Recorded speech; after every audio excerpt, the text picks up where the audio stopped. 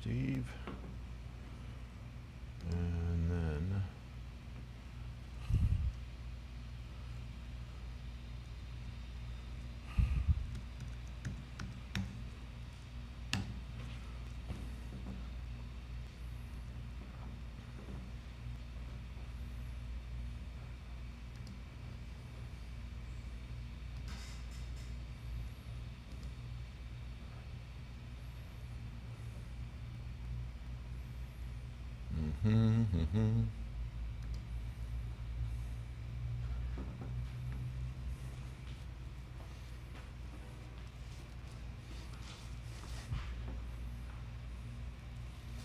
that's not good. So after the first, next year, Carlos, we ought to see how many of your predictions have come true. Yeah. I'm going to try to go through and like, I broke it up into a bunch of areas, and I'm going to try to go through and show like what I predicted last year. Oh, you're going to do that? Where I remember, I normally, for some reason, last year's is the only year that I can't find my complete breakdown for. But so far I've been like right on the money. The one that I was way off on was in 2018, I predicted 2019 to 2021. Basically, the main way to succeed was going to be through Alexa and Amazon Live Video, and those just bomb like that. They're good, but they're not like. You think COVID had anything to do with that? Well, COVID should have helped the Amazon Live Video side, if anything, and it didn't. And then Alexa, Amazon stopped funding the entire department for years. I guess they were looking more into like AI. I think AI was sort of necessary to make a lot more sense of voice. So. Well, in a way, Alexa was like the first AI, you know, a first commercially used, broadly used AI. Yeah, so I was,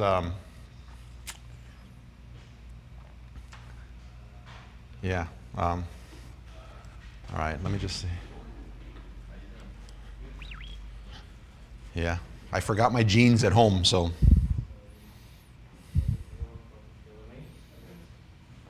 Welcome, welcome.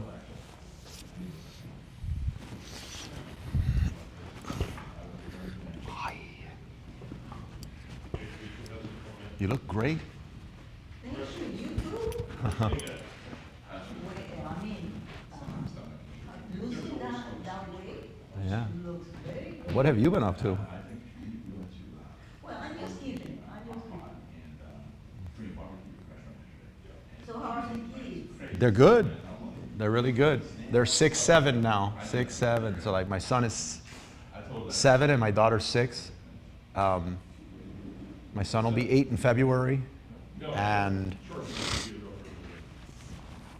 really good. Growing fast. So very loving. They're doing great in school. Health is good. We're able to play a lot more conversations now at this age. It's really good. Yeah, really, really good. All right, we'll give it a few more minutes before like officially starting.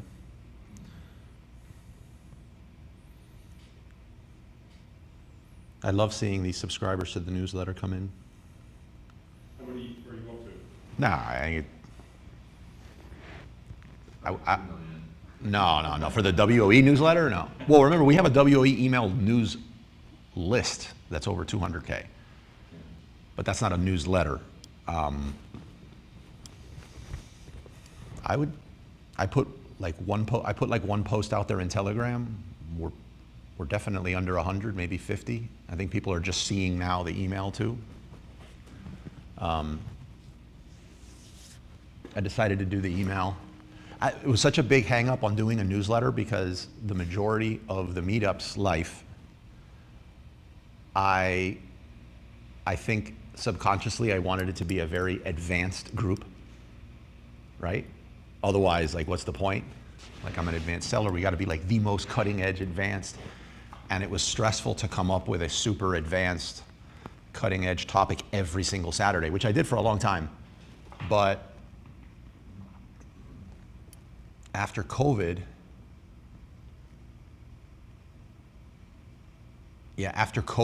it really, I scaled one of my businesses to like a level that I had never been to. And I don't believe I'll ever, once I sell off a few things, I don't think I would ever start a brand and try to scale a brand in 9 figures ever again in my life. It was just way, oh, I mean, I would do things so much differently. Yeah, it was really bad. But looking back on it, I was like, it sounds cheesy, but I'm gonna say, man, a majority of like the success in our businesses is like 95% the basics. And it's just like being very consistent and mastering the basics in your business. Like I can't tell you how many times you go back and look at somebody's business and they're having this huge problem, and it's usually never the problem is usually never the thing that they say they're having. It has to do with like poor money management. No idea what's going on in their books. Like I've been guilty of that, God knows how many times. No execution. Yeah, it's just the fundamentals and doing them over and over and over again. And then that 5%, I'm not to say that 5 to 10% of more advanced tactics should be ignored, but it should be,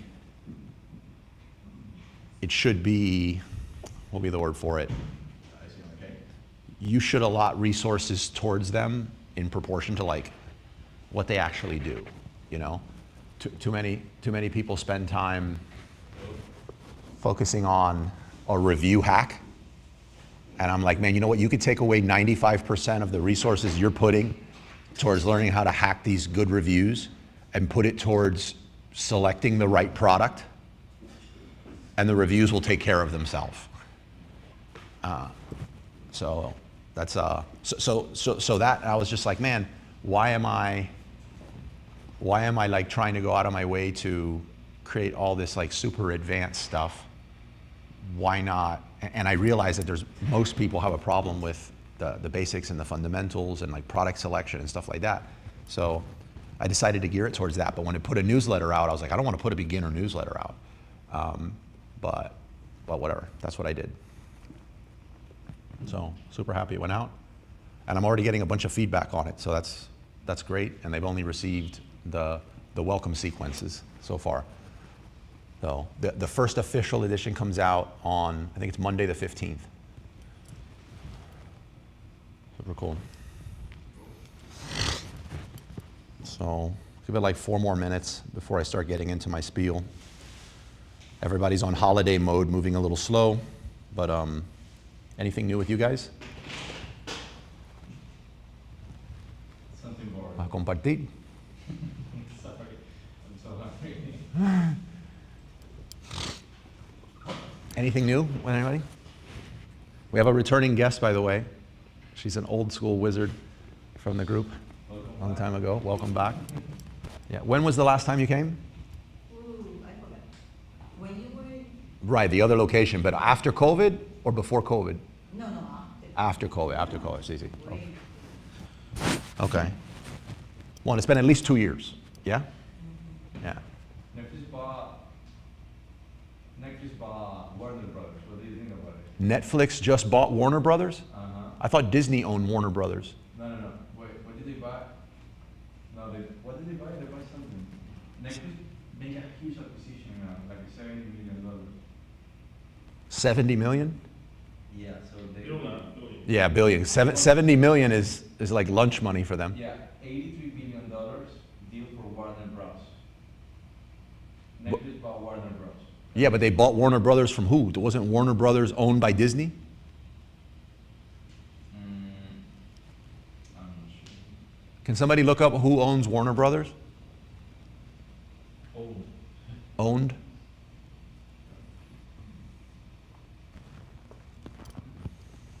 Netflix has struck a nearly $83 billion deal to acquire Warner Bros. And HBO Max, beating out Paramount and Comcast. and after beating work. Who are they buying it from? Does it say? Because I don't.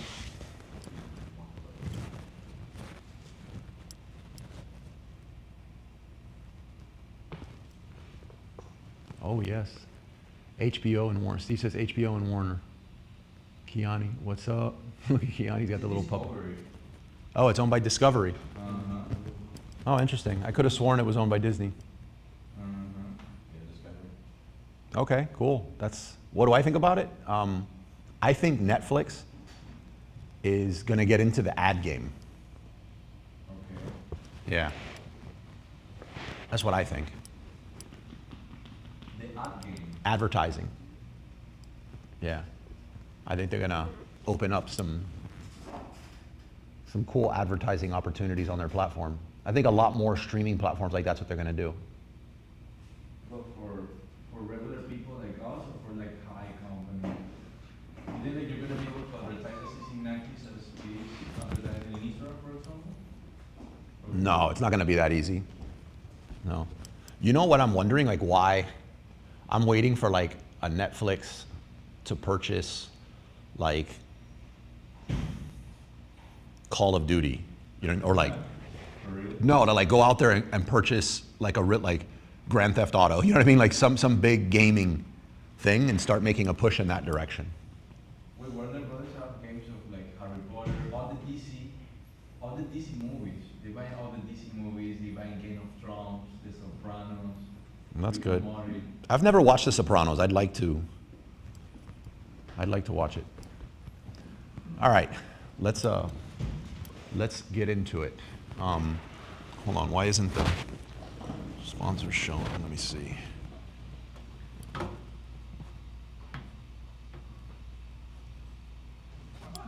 Ramon, I was just talking to GC. And she's like, do you know if they're going over to your house? They're already there. Oh, they're there. And she goes, I think Yama might be sleep, because she's been trying to like figure this out all day. And she's like, gotta get a hold of Yama to go over, but she hasn't answered. I don't want to call because she's sleeping. Can you call Ramon? And I was like, no, I hope Ramon comes to the meetup. Like, I'm trying to, like, yeah. Oh, okay, good. Carlito's been having like Julian withdrawals. Well, even Gianna, when I pulled up one day sort of late to pick up Carlito, Gianna, they were all out there. I know. They were like, I know that's when they always tell me, Carlos, oh no, the reverse. She was pitching it to me. Oh, really good. Okay. Hello. By the way, I forgot my jeans. I'm out of uniform for the first time. Take a picture. You'll never see me without jeans. The game is doing its effect, bro. Right? Yeah, bro. Yeah. But Going wrong at this point. by the time I realized, it crossed my mind to cancel. That's how extreme it was. It crossed my mind to cancel, and then I was like, I can't cancel for that. Who can I get to cover for me? There's no way. How was it, bro? How was it? Oh, you're right. No. That was a shock for me. They didn't say anything. Hopefully they're not. Oh God, they can see my hairy legs on the thing. Let me scoot up a little bit so the stream doesn't see my calves. All right, everybody. If somebody, Bruce, you have the YouTube open? Yes. Yeah. If somebody could check every now and then, we're also streaming on TikTok, on the Wizards of Ecom TikTok. If somebody asks a question if anybody sees it or asks a question over there, it'd be nice to be able to answer it. If you could just look at the Wizards of Ecom TikTok and let me know if a question comes in. I'd like to start streaming over there regularly if it makes sense, and since we can use the same setup, it'd be good to do. And we have today's meetup. We do one of these in December every single year. Usually the 2 December meetups we have every single year. One of them is predictions for the coming year. It's pretty fun to do. One thing that I was hoping to do this year that I do in previous years, and I just cannot find the sheet in all honesty, was my predictions for this last year, to kind of show like how accurate I was. I know I put that in the meetup event. for some reason, I can't find it. And all the other previous years I could. I use a similar structure, like I group the predictions into different groups. And like predictions around PPC, predictions around PL, predictions around. So as I'm going through them, I'm going to try to recall, in all honesty, I'm never 100% right, which Ramon knows very well. Very much well. He's still holding me from like my 2019 prediction of like Alexa. Like that's it. I was very wrong. I was very wrong about Alexa, and I was sort of very wrong with Amazon Live Video at the time. So that's all he remembers of all 60 predictions that I've made since then. Right? So you're actually in my newsletter, welcome series too, by the way. Oh, yeah. Yeah, this will be my soft plug. I released our email newsletter. The first edition actually comes out on the 15th, but you could subscribe to it now and get the welcome sequence. So you get the first edition when it comes out, but it's wizardsofecom.com/newsletter. But in one of them, What's the newsletter about? getting started selling on Amazon, right? Which, in my opinion, even as an advanced seller, it's like 85–90% of the basics, and just being really good at them. So one of the emails in the welcome series, which means every single person will see it, is it talks about the story of, and I'm basically saying in the email, like, when it dawned on me that this one-size-fits-all formula for sourcing PL products was crap. And I break down the story of, you know, my best friend Ramon, who's also the godfather of my son. He comes with the great idea for the acrylic office thing. We looked at it, we're like, let's do it. And Ramon's like, you know what, I'm gonna go attend the webinar, see what else I'm gonna learn, and I go through the whole thing. And I was like, yeah, thank God he attended. But it's gonna be it's a true story. I mean, It is a true story. yeah. I went to Greg Mercer and I told him, Greg, this happened to me. He's like, oh, okay. On your TikTok feed, it says online business strategies, ask me anything, but it is live. It is live. But you have a different heading on the screen. Oh, it says ask me anything. Yeah, we're trying it. But does it look horrendous or like, yeah, okay. Okay. Wait, me just saying it right now, somebody subscribe. He subscribed, Dimitri, he subscribed. Yeah, actually, I have a question regarding the newsletter. Talk to me, what is it? Yeah, I saw Erica, and you're using like name in the email address, like Erica. Yes. And you same for you have Carlos, Erica, so Yes. when I created the newsletter, I used like brand name. What is that? It's personal name. So let me repeat the questions because our cubes with the mics are charging for everybody. Yeah, if you could grab them, I think they're charged enough. Your question has to do with, you noticed, Is it better to have personal name or just? with the contact information of responding to, is it better to have the personal name like Carlos at Wizards of Ecom or corporate at, you know what I mean? Like some brand name at, and then your brand name. It's better personal. You want to try to get a personal relationship with somebody. You want to act like you're having, like when you're writing your email, it's almost like you want to write it as if you're talking to someone. So you write like you talk. That's also with scripting, which Moises will tell you. Like when you script like you're talking. So it's better to have your email say a person's name. Some people, for some reason, have a huge hang up with putting their name, and they'll do. And if you're one of those people, I would say get over it. But like if you're not, I find the next best thing is like hello at. Is better. But yeah, a person's name is always better. Okay, so today we're going to do predictions. Next week we're going to do goal setting. Most people don't write out their goals for the other year. To be honest, if you're starting the process of writing out your goals next Saturday, it's probably too late to be done by January. But at least, even if you're still building some of these goals in January, to kind of like move forward in the year, I still think it's going to be extremely helpful. I'll share how I go about setting the goals for the year, personally and professionally. I ignored the personal side for quite some time, but I'll share the process that I do. You learn things throughout the year, and I make changes to how I approach goal setting because of that. But we're going to do that next week, and then everybody else can share, you know, how they go about goal setting, if they think it's a waste of time. You know, like for example, I think it's a complete and utter waste of time to set a 10-year goal. Like, is my unfair thing. Like, I think it's impossible to like, you're in fantasy land at that point of like, just the way how fast things are moving.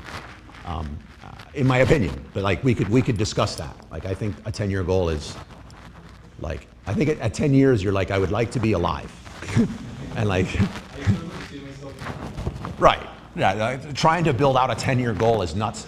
But there's a cool exercise I do that's just, imagine this fantasy world, it's 10 years later, what does your life look like? And then we immediately jump to a 5-year, which is already like really far out. But that's about as far as I think you can get. And it's more of just like a way to check your 3-year goal. So your 3-year is where it's at. But if you set a 3-year and you realize if you're here, if you're right in everything here on 3 years, there's zero chance you're going to make this 5. So it allows you to see like, you know, it allows you to have a way to like check yourself, like check your own math. So we're going to have all that next week. It's going to be good. It's going to be, these last two meetups of the year are going to be very different than how we normally go about things. So if you're new watching, just understand that our first 2 months of meetup events are in the process of being created, and they'll be announced over the next week or two. So if you see the calendar and you're like, oh my God, there's nothing in January, we're not stopping. Those are just going to be announced. We'll announce the January 1st. But the kickoff one of the year also is very similar to other previous years, and that's, I'm going to do if I was starting all over again at 49 years old, which is what I am, at 49 years old in January of 2026, how would I go about doing this? So it's going to be an event like that for the first one of January.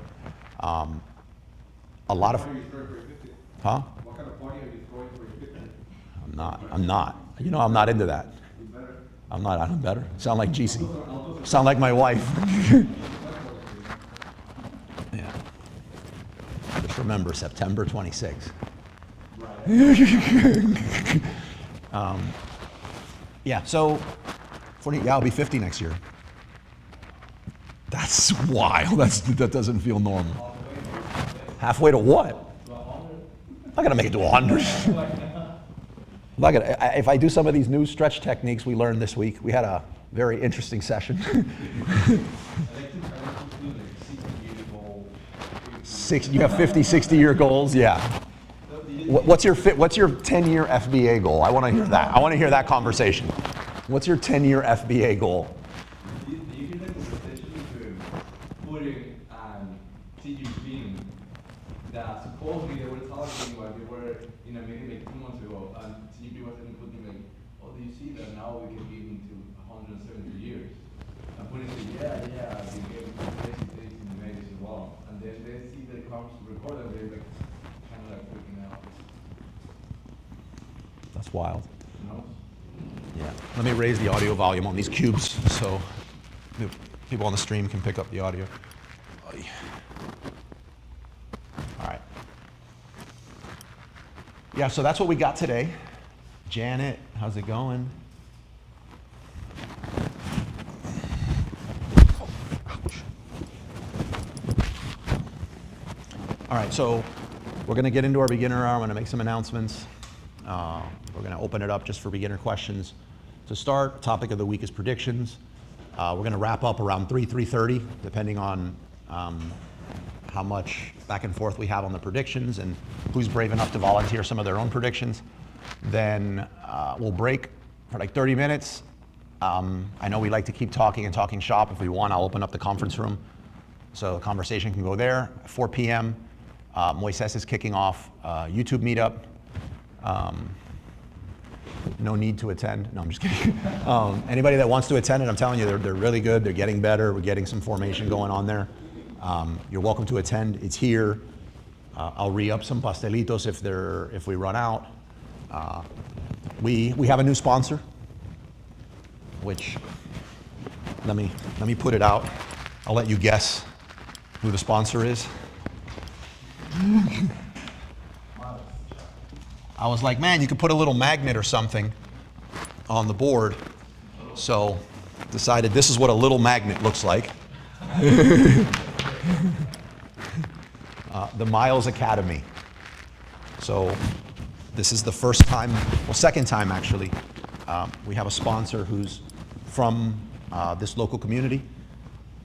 And it's Tom, by the way, if you didn't know. That's one of Tom's groups called Miles Academy. And it just teaches people how to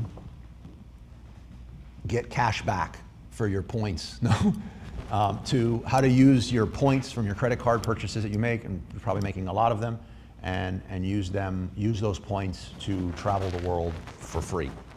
So he's really, really good at that. He'd also like to say he's really, really good at a lot of other things, but we'll just stick to that because that's the only thing he's paying me to say. No. But no, the Miles Academy, obviously that's not my expertise, but any questions you have, know that it's a thing, know that there's a way to really leverage your points and get a lot out of it. You'll see him on the ticker soon. I'm sure, knowing Tom, there's going to be banners hanging from the ceiling everywhere soon that say the Miles Academy. We have this very not so small magnet. He also donated the board here, and if for those of you that used to attend at our old location and you came over here and I was doing those initial walkthroughs, you know that first room in the front that looks like a mini warehouse most of the time is going to be like we're trying to turn it into like a little speakeasy type thing. So that door you walk through is going to be a secret passage door is the idea. He decided to sponsor that. So that's on the way. I'm thinking in like late January, February, that'll be a big bookshelf when you walk in and you're gonna be like, what's going on? So it'll be a little secret knob you can turn and it'll pop the bookshelf open and it's actually a door. So that door will be sponsored by the Miles Academy as well. So cool. You all know Tom's good people. He's been part of the group for a while, so really knows his stuff in that. Check him out, but that's our new sponsor. All right. What else? Podcast. Recorded the next episode. So that's coming out. I'll let you guys know that I took some time off as we were making this move over here and getting set up, and that I wanted to retool a lot of our podcast for Wizards of Ecom. I'm going to be reaching out to a lot of you to record an episodes together. Has nothing to do with you being a super savvy, smartest in the world seller. It's exactly where you're at. They're going to be kind of like under the hood episodes. If I reach out to you and you're intimidated of being on the podcast, that's okay. Just look at it as like a free hour of consulting or something that we're doing, and have fun with it. Like whatever questions or struggles you have, listeners of that show also have, so it's going to be helping a lot of people. I appreciate it. And it's not a gotcha show. I can read the topic, what not to do.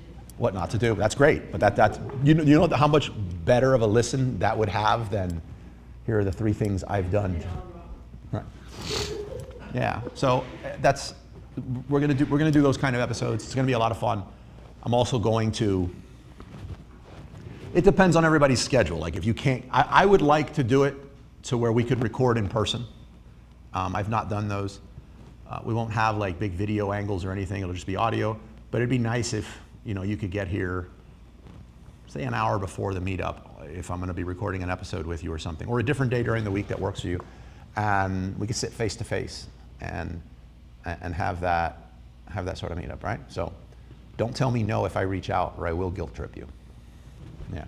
Or don't use a really lame excuse like I've heard, like my accent. I don't like my accent, like Ramon does. Right? Wow.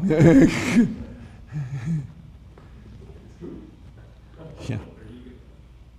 Yeah. All right. Other announcements. What do we got going on? I mentioned the newsletter. Subscribe to it. I'm putting a lot of love into that. wizardsofecom.com/newsletter. Mitch mentioned the podcasts. Wizards of Ecom. We have one in English and we have one in Spanish. The Spanish one's kicking the English one's butt right now because we haven't put an episode out in a bit. Gonna fix that. Sponsors provided those pastelitos and coffee there, so please help yourself. What else? I feel like I'm missing something. Oh, yeah, remember, these are our last 2 meetups of the year. Well, after that, we don't come back until the 10th. So we'll be off until the 10th. And yeah, I think that's it. I know I'm missing something and I'm gonna circle back on it, but when I do, I will. Let's just get right into questions on the beginner. Or anybody has questions on the stream or or questions here going on in their business, preferably beginner stuff, but if not, I'll just start picking on people. Ramon, what do you got? You're doing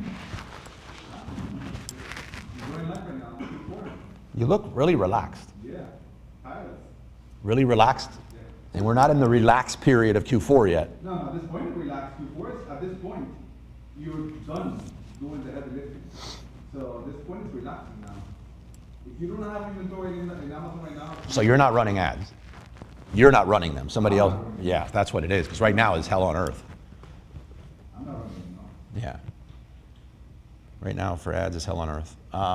What time is it? We got 30 minutes of all these questions. I think I was asking you this before, but if you want to just add a little color to it. Applying the FNSKU to your own PL product. I don't know if you want to just give a little extra. I do. into that. Yeah. Anybody else here not put their FN SKU? I was forced to do it on the last one, but I don't know why. I normally do not. Why do you have to apply an FNSQ? Why not the UBC? That's my question. Like what I've had to do with it before is what I do to this day is we'll have the barcode and then we'll put an FN SKU sticker on top of the barcode because I've won several test buys that had to do with me proving this barcode, just the verbiage of like, here's the proof, this UPC is on this product, this UPC ties to me on GS1, and I can prove that this is my product, and the other one is not. So just because of that, I've always done it, like to this day. But that's my main. Sounds expensive to do that. It's not. It's not too crazy. I've gotten some quotes and it's. Yeah, it's as not. long as you're doing other things with them, it's not too crazy. Is it? Define expensive, I Ramon. want those 3 cents back. Yeah, but that's my logic in why I do it. But then again, I also recommend when you're doing your packaging, getting like, I would spend an extra of 1 to 2 cents getting the cheapest way I've seen to do it is hologram stamps. So like when you have your packaging, I actually learned this from, well, you remember you were on the cruise when we learned this, but the inside of your packaging, there'll be a stamp and it's only visible through like a UV light. So when you're doing a test buy, if you're dealing with like counterfeiters and stuff like that a lot, you need to be able to show the difference. But if they're counterfeiting your product and it looks identical and they're using the fake UPC and everything, like how do you do it? So for like a cent, you can get a stamp. I'd love to have a counterfeit problem. That means you're doing so good Yeah? that everybody wants to copy this. I'd love to have that problem. Yeah, I just think it's better to do from the beginning for almost nothing, so I'd pay that. Even for in like a food category? I'd probably be less concerned about doing that in a food product. Yeah, the food product, like say you have an organic product, there's a whole bunch of things that the other side's gonna have to prove if it's organic. Like you have other ways to be able to prove like, hey, this is mine. I would do transparency, like I would do all that. There's a question over on TikTok. Yeah, let's do it. From who? Ali Mama. Okay. For first-time sellers, for 2026, it's better to have a shop on Amazon. Damn, that's a really good question. That's a really good question. It's gonna depend on your product. But let me say this. If you have a low-cost product, like say you have a product that's like 20 bucks, that sells for 20 bucks, and it's a non-food product or replenishable, TikTok Shop is fantastic for that sort of product. And Amazon is a great place to go to lose all your profit margin in that range. I would say probably not mess around with Amazon, and it's a cool opportunity to just go straight to TikTok Shop. But if you're on TikTok Shop and you're doing even semi-decent with it, you're gonna pick up sales on Amazon by being on Amazon. So, because some people are just gonna be there and it's a growing percentage, like it's not going the other way around. I thought that percentage would go down, but I'm seeing closer to like 30% of people that are like on TikTok and they're like, hey, I don't wanna buy this on TikTok, let me just go buy this on Amazon. And you're seeing a reverse? You're seeing more than 30%. Yeah, I'm hearing people say it's more than 30%. I've only been able to confirm it's not 20 to 25 anymore. It's like at least 30. They're gonna jump over to Amazon and buy it. I've seen that if you match your TikTok price to Amazon and you offer the same offer on both sides, so maybe even like 50% difference, people will go to Amazon 4 out of 5 times. That's 80%. Yeah, so what happens is, what I would recommend then is say, okay, go to TikTok Shop, do everything you're gonna do to rank, whether it's working with influencers, UGC, your own organic content, whatever you're gonna do. Get your TikTok Shop sales, have your listing up and looking amazing, or looking just like it looks on TikTok. Maybe even something that's converting crazy right now is like, remember as seen on TV, and it's like as seen on TikTok, or TikTok best, like those little looking award looking things that don't exist. But something that allows the person to connect, yes, instantly, this is the product I just saw on TikTok, this makes sense. Don't run ads on Amazon, except maybe for your brand name, but I don't even think you need to do that. Just don't run ads on Amazon and you're going to get sales.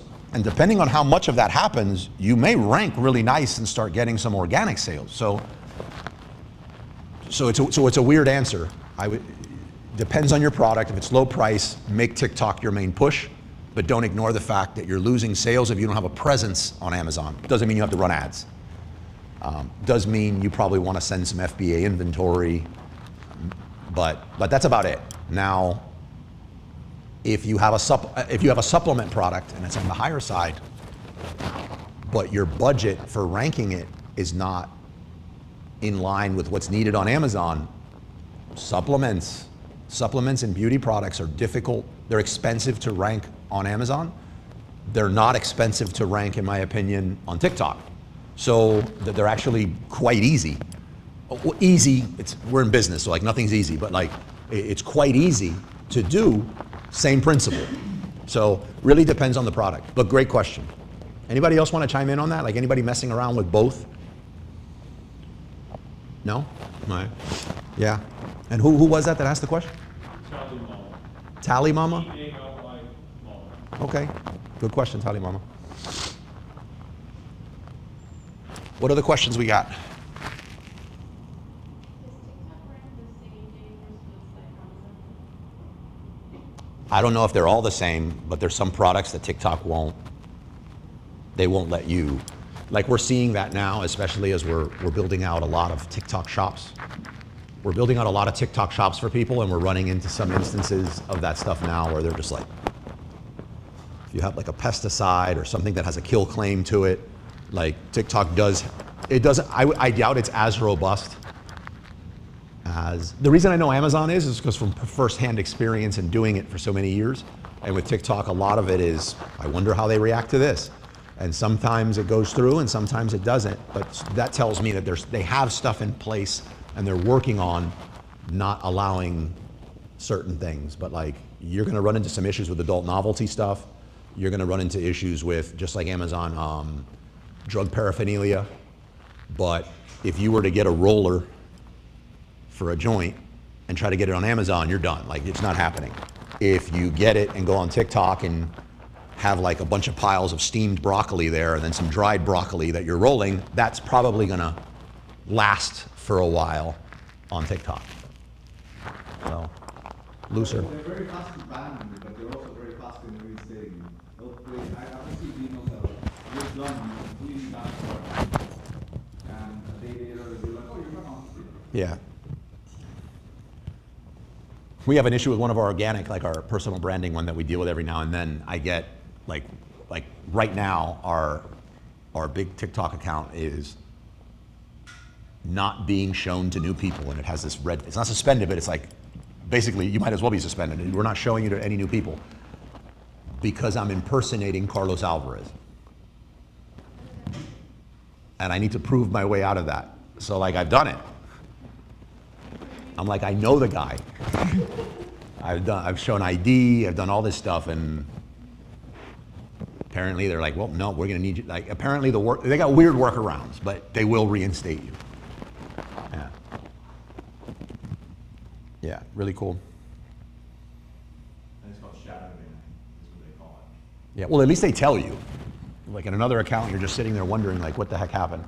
So many people, though, create mediocre content, and they're like, I'm shadow banned. I'm only getting, 30 views. I'm like, no, your content sucks. That's why you're getting 30 views. You're not shadow banned. Cool, really, really cool. Facebook and TikTok at the same time made an announcement, not the same time, but within a few days made the same announcement, and they both seem to be on the same page. You can't fully eliminate, but you can control, you basically, like, on your phone, where if you download an app and it's like, you want this app to be able to track all your personal data and see you everywhere, and you can just opt out. You're getting that now with, do you want to be shown AI content on your feed? They won't let you eliminate all of it. I doubt they could, but you can control how much of it you're actually shown. So both of them rolled that out. That's an interesting experiment. Anybody that runs Meta ads, by the way, I don't know how many of you guys are doing that, but any of you that are running Meta ads right now, the ads, it's almost like the only ads that really work right now are their AI ads. Their AI creative ads, they look horrendous, but somehow they're like doing 500% better than anything else. So it's like Facebook's making sure you really want to use their AI creative to run ads, and if it's bringing the results, it's hard to argue. Like, why should I spend more money on a fancier creative that I know looks better if I could just use their AI? So wait, it has to be their native AI?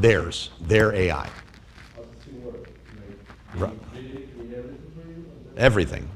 Copy, creative, everything. Every single step, there's an AI feature, or you can do it yourself. But if you go to do yourself, and then you do the same thing in AI, and you put them side by side, the AI crushes it. Can I do it for example, my dad visits? Yep. Yep. I mean, if you're creating something that's horrible, this is going to be 500% better than horrible, right? But anybody that knows, like, direct response copy or sales copy or understands creative and like what converts knows that looks like Wix stuff. It doesn't look that good, but for some reason, I'm imagining they're showing it to so many more people, or they're actually getting it to the right people to kind of show, hey, you're getting better results here. But Why wouldn't they do it with a regular app? I don't know. But I don't know. I'm guessing here, but that is what's happening. So maybe that people is more attractive now, or is getting more attractive to raw content. Raw? I wouldn't consider AI raw. It's just Right. slop is slop. Yeah. It's not good. I mean, and these articles are everywhere on the web right now. Like, like everybody's agreeing on it. Like, that's what's happening. So how people trust in something that doesn't look good? Like, you see something and it's AI, I don't trust in AI. Well, what if, I don't know, but what if Facebook knew who were the people that don't trust highly produced stuff, and decided we're gonna extra target them instead of spread it out everywhere? Then you'd have a better conversion on your ads. So like, that would be one way. What if people nowadays, exactly as you say, like not produce content? I think there's always been that, but I don't think it's overwhelming. But I just, the reason it's really weird right now is, let's say that's the case, right? If you're a design firm and you're running a creative ad, you're expecting really great design. If you have an ad for, I don't know, real estate, you probably want to show yourself in front of a really nice house, or the house of your target audience, not, a shack in a horrible neighborhood with bad lighting. You know what I mean? So the AI seems to be just defying that and getting amazing conversion. So what else we got? We got 18 minutes of questions. Question? Is that? You have a question? No, I'm just kidding.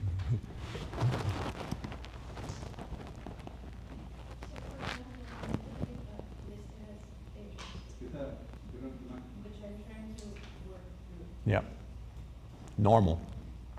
Extremely normal when a new product goes into Amazon that it gets flagged for something weird. Like, I was even we were talking to Bruce about it, and I tell most people, I was like, hey, you got your product coming in? Is it anything medical, pseudo-medical, supplement, which is like pseudo, beauty, kid, yours is beauty and kid, and all that? I was like, hey, just be ready for a lot of nonsense in the beginning. Once you work through the nonsense, you're good, but there's gonna be some nonsense. And you'd think there was just form of every bit of nonsense they could ever ask, and you could prove that before doing it. That would make too much sense. They don't have that. And it's reactive. You need to wait for something to get triggered, and then they'll come back. Right, because initially before I even started, I mean, I reached out to Amazon to say, okay, what would you look for? And they're like, oh, you just have to submit the listing. Yep. And it's like, well, Right, but you submit the listing and you're waiting, okay, does it flag anything? No. Sometimes you create a mock FBA order and the inbound shipment will trigger something. Sometimes it's receiving it. Unfortunately, the majority is you start getting sales. So you start running ads, you start getting some sales, and then you get flagged. So it's better that it wasn't that, so you didn't lose money that you invested into the momentum of the product to then get hit and lose all that momentum, in my opinion. but then on the flip side, with Walmart, they, I think in August, they started a whole new, thing, right? Where they'll tell you they're pulling back products, right? So like the cosmetic line, supplements, kids products, you have the food. So then when I go in to sign up, the makeup kit for the, on Walmart, it says no, because I've never sold it on a different platform before. I guess I should have lied and said yes, I did. So, I'm confusing it because I haven't sold it. Go in and submit again. But shouldn't I wait until Amazon has it up and running? Because they said they can ask for proof. Yeah, but that you sold it on another place before can be your own website. You could just have it visible on a website, and that's proof enough. I would whip up like a free Google page, or maybe well, you know what? If you have a kid's product, like that's kind of like new information for me right now, but like if you have a kid's product, a beauty product, or supplement product, you need to throw up some kind of website. Yeah. You might want to look a little more into the product. It's a way to potentially get some other sales, but you want to have something. That's a little, think about it, like that's almost a red flag if you're looking to like see if somebody's qualified to do something. It's like, there's no website for this? But then there's so much certificates that I asked for that they don't even. But think about it, when's the last time you had a company that had all the certificates and no website? I mean, I exist, I'm a unicorn. I'm just saying, you're a unicorn though, that's for sure, that's what I'm trying to say. And they're like, wow, this is a unicorn, let's look more into this. Yep. Doesn't have to be fancy, it doesn't have to be super fancy, but have a website. And then as soon as your product is listed on that website, it's technically, you can start saying that it's been sold somewhere else. Yep. What else we got? You had a question in TikTok, Yep. but I don't know if you already answered it. It was in 2026, so you recommend Amazon, start on Amazon or start on TikTok? Oh, we did that one, yeah, Bruce.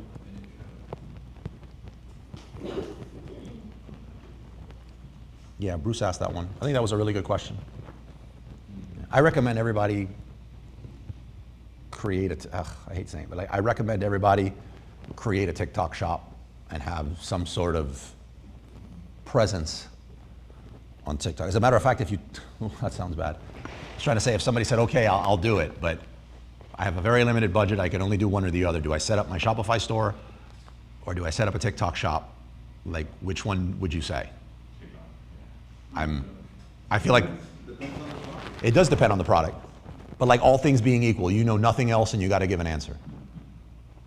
If you have a budget and it's a $60 plus product, then Shopify. If you have a budget and a $60 plus product, because you're saying that makes it a great candidate for ads and you want those ads to go, right, but that's If you have a $20 product, then TikTok. right, but if you have a $60 product and no meaningful ad budget, you went all in on the product, Right, then TikTok. than TikTok, right? So Shopify, so in your opinion, Shopify only if you have a meaningful budget to make sense of meta ads, right? But going back to Shopify, so would it be better to have a Shopify account for the kids makeup or still have a website? Is it the Shopify? Shopify's a website, Website, yeah, right? So would it be better to yeah. just? I think you should have a Shopify.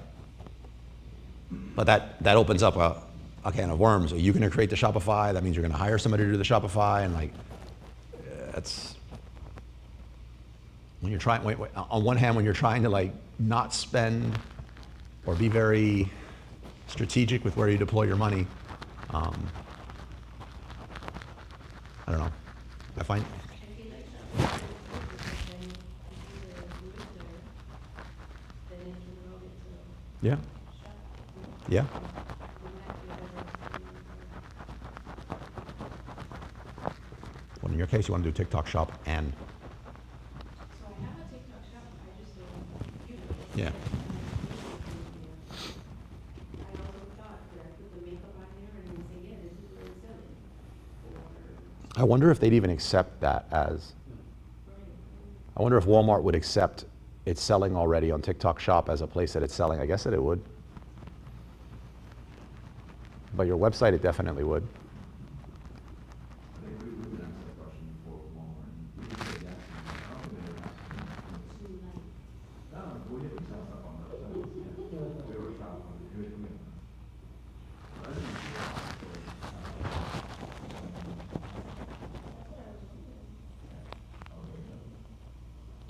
Yeah.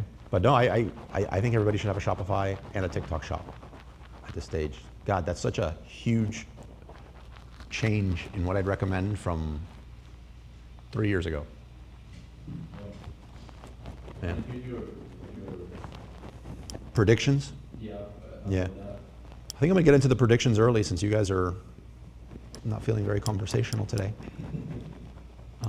Any other questions from the stream before we move on to predictions? No? I got 13 roses? Yeah. That's nice. I'm rich. Yeah? It's the legs. Yeah. It's what? The legs. It's the legs. It's the legs. I'm actually scared, like if I have an itch here or something, that it's gonna like come out on the stream and it looks weird, right? And I'm like, I'm gonna get banned from YouTube and TikTok and everything. I'm gonna be like, to the middle? Okay. Can you imagine? I would be mortified. I would. I would make the news. That's weird, like the stereotype on TikTok. I feel like, oh, if you really want to grow this on TikTok, the AMA has to be like, if you get a question wrong, you know, you get a pie in your face or something. That's the only way to grow on TikTok. Can I be the one to do it? Yeah, I love it. I love it. I love your initiative. All of a sudden, I wish you had as much initiative getting together to have coffee with me during the year, but yeah, yeah. But pie in my face, he's all in. He goes, all right, I'm going to start getting into predictions. I wanted to give anyone that was coming closer to 1 time to get here before I started.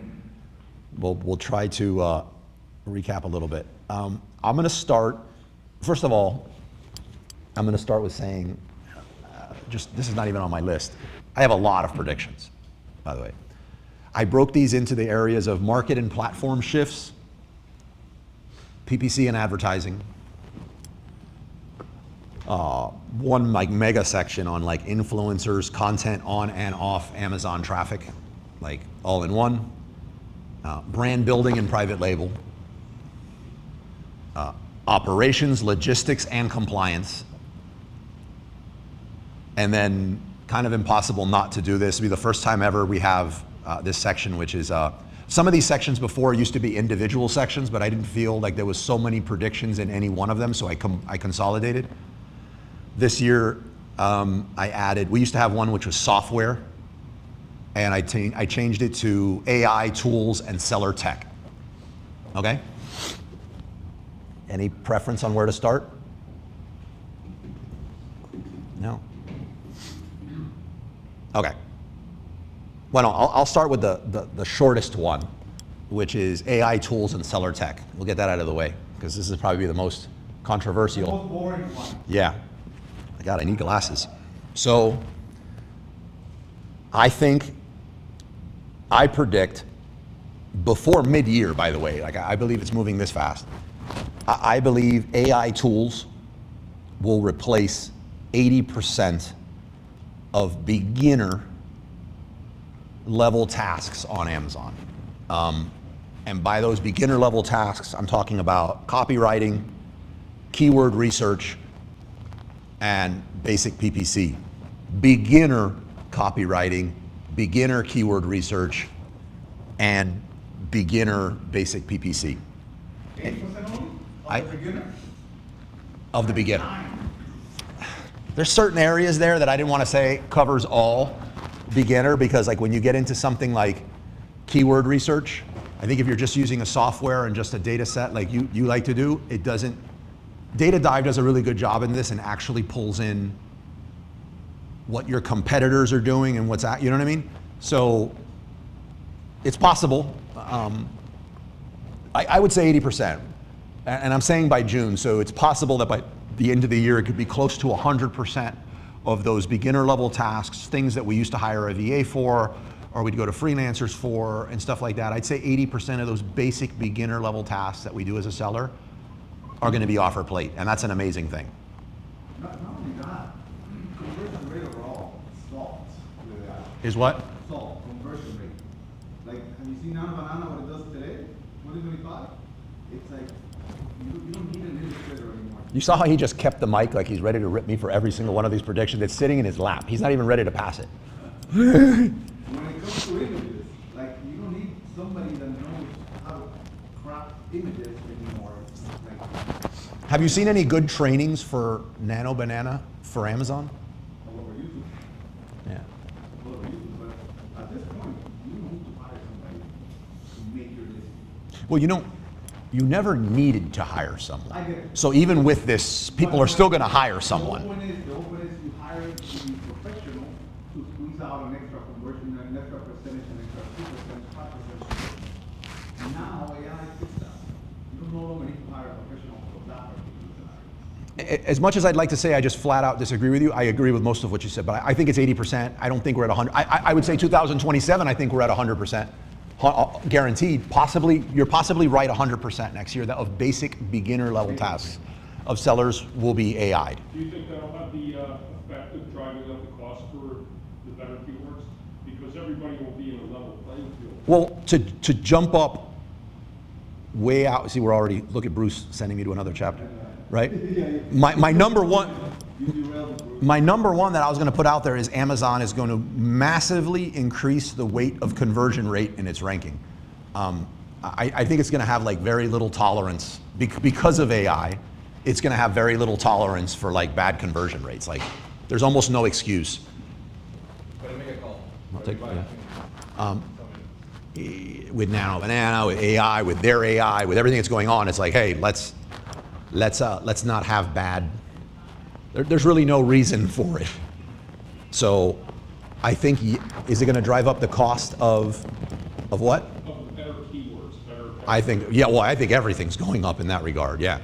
But I mean, that's not a very dangerous prediction. That's basically the same prediction every year. Which one? The cost of everything. Yeah. Due to the, Right, but I'm going to give a prediction as to what percentage, and I'll leave you dangling with this one. What percent? It's gone up every year for the last like 8 years. It's gone up between like 5 and 15%. I have a different prediction. It's obviously higher as to what it's going to go, the percentage range that it's going to go up this year. And some of it's influenced by stuff like that. So, okay, so AI tools replace 80% of beginner level tasks, copywriting, keyword research, basic PPC, all that stuff. I think that's an amazing thing. It's an amazing thing if you're a seller. It's an amazing thing. It's amazing things if you're on the service side, unless you're like a bottom feeder that like only catered to like, you have no idea what a keyword is or how it's impacting on Amazon. It's going to allow you to create better stuff. So it's a win for everyone. It's a win for the customer.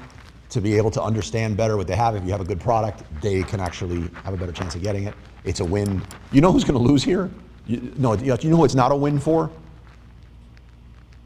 People, I would say some types of product photography, some types of, you have product photography, which I still think is needed.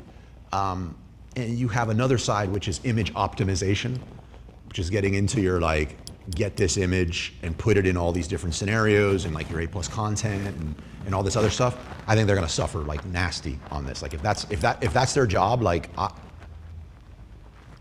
I'd be, if you don't also know how to do the strategy component to that, so where you can go talk to somebody and strategically guide them through that, I'd be worried. I'm also worried for anybody who does not embrace AI. If you're new and you have a whole bunch of apps and you think that AI is the worst thing ever, you're going to suffer. Yeah, I agree with that too. The only other thing I have in the AI tools and seller tech section is, we just said it, sellers who don't adopt AI generated creative images, UGC video are gonna fall rapidly behind. And I don't think this is like we'll see this play out through the year. Sellers who don't adopt AI generated creative images, UGC, video, fall behind rapidly. Now, I'll clarify like one little piece in there. We talk a lot about content creation. And usually when we talk about content creation, we're talking about email newsletters. You know, the next meetup we're gonna have is long form video, and different things. There's, in my opinion, a stronger place for those still. But even me, I'm more of like on the extreme side of like, of the conversation, that I feel like content creators, like it's a better time for content creators right now than ever before. Well, let me word this right. When it comes to selling, like on e-commerce, you just can't, it's cost prohibitive. Even if you're the creator, it's cost prohibitive to create, like you genuinely do want 50 different looks of this product and 50 different videos of this thing. You want to test like a madman. And it's cost prohibitive to do that. If you're not willing to embrace AI generated stuff in that area, you're gonna fall behind rapidly. Because if I'm willing to embrace AI, if I'm like a video, I create videos for products and I run ads for them. If I'm not, I can only create, I don't know, let's just say 3 per month that are really, really good for me to run an ad on. I'm gonna lose to somebody who can test 50 different looks a week and get that done in an hour. Like they can batch it all in an hour for the month. Like you're gonna lose on that. I think I think that's not even a debated thing by like March of this year. Like I don't, with Nano Banana and like a lot of other stuff, like Google, it's wild what it can do. So in e-commerce, like you really want to embrace that. If you're also a content creator, I would say don't get blinded by the fact that they're not the same thing. Any questions on those? Oh, and for UGC, I think UGC used as ads is still really good to do AI stuff. I don't think you should say, oh, what this doesn't mean you shouldn't also get some real people in there. There's still, in my opinion, a difference between the two. I think depending on your product, this year, I've been saying this for a bit, this year if you have a fake AI person, even if you can dupe the person watching or the majority of the people watching, getting on there talking about, you know, this skin cream I've used really helped me with my blank, that's always been illegal. Like the hammer drops on that. Like you can't say that an AI generated non-person is using this cream to put on your face and it helped them, you know? Actors do that all the time. All you do is Yeah, but there's a bottom that says actor portrayal. That's it. Yeah, but so in TikTok and etc., you just say AI generated. Right. But what I'm thinking is, on platforms designed to sell, like you're seeing that on a commercial randomly on TV, and it's got a big disclaimer on it, and those are the rules kind of for TV. But when you're looking at something on TV, there's also not a buy it now button. So to say that those two environments are the same, in my opinion, is not, and this is just my opinion, they're my prediction. They're able to do it. It's not the rules of marketing, that's the You're not- consumer trade. You're not supposed to say that you cannot, you have used this product if you haven't really done it. So actors get paid to say that specifically, not having used the product. So how do they get away with it? A little disclaimer, by the way, it's systematic. Yeah, I don't, we'll see. I don't, I think with, I think all the platforms really go hard on limiting that kind of stuff from going out, because I think they can get sued pretty bad behind it currently. I also think, forget the platforms doing it. At some point, I mean, even when you're looking at, I would say most people look at an actor talking about a product, like say Ramon's point, like they've never really used it. Most people probably believe they did use it. Like they don't understand the disclaimer, they didn't understand what was there. They just assume, kind of like how most people think Amazon owns all the products that's sold on the platform. They don't understand that third-party sellers are behind that. When it starts getting out that so-and-so actually got this face cream because a non-existent artificial intelligent thing said, like, that's not gonna go well. You know, at some point they'd be like, I don't wanna hear from this person. I wanna hear the advice about this face cream from somebody who's actually using it. So I think that works in our favor. And because of that, you still wanna have real people doing some user-generated content. Like, I don't think that goes away. Let's go to, but I'll go to this next one yet, which I think is the least sexy of all the topics, just because it's early. Operations, logistics, and compliance. FBA fees rise again. Like, I don't think that's that big of a shocker, but they will. I'm gonna guess that Amazon's going to introduce on the next rise, or at some point this year, like we might see more than one rise, but when they increase their fees, we're gonna see a restructuring of tier sizes. Like I think they're gonna create more of them. Like it's gonna be more granular, so they can really dial it in. I think that'll benefit some sellers and hurt others. Account health, I think it gets more automated. I think it gets stricter. I think it gets faster. I think we're going to deal with more false positives as the year goes on. Like an automated shutdown, automated warnings, automated your accounts in jeopardy of whatever. Like I think there's going to be a lot more tension in that regard. I think fortunately Chris McCabe and a lot of them are going to have a really busy year this year.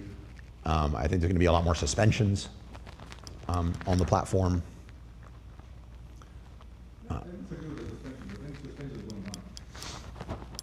I think Amazon's going to begin offering more incentives for using their global warehouses. I think we're going to see like a new chunk of those things right now. If you're using Amazon Global Logistics, this is like the rest of the hammer that's about to drop that we're going to see over the next 2 years before they start really jacking up your AWD stuff. And then you're kind of stuck. But I think they're going to make Amazon Global Logistics and AWD even sweeter. I think they roll out a whole bunch of other perks that you get for using it. You don't agree? Nope. What do you think? I think they're gonna make everything else nastier. They're not gonna make AWD sweeter.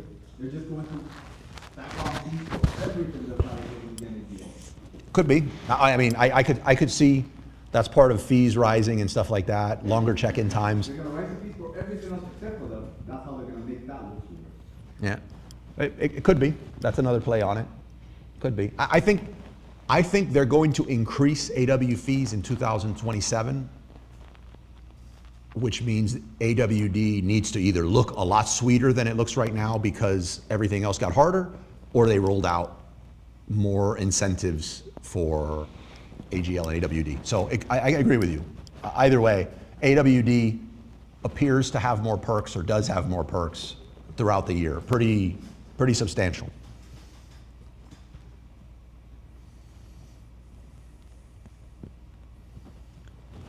Yep. Welcome. Yep. As like a smaller seller, is it worth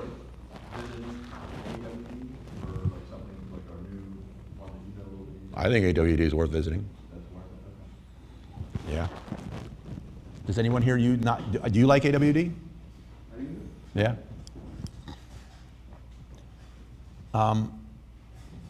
I think we're going to see, I mean, the majority of products I think are still going to come from China, but I think we're going to start seeing opportunities in other countries pop up for. I think we're going to. I think by the end of the year we start seeing some stuff in Latin America.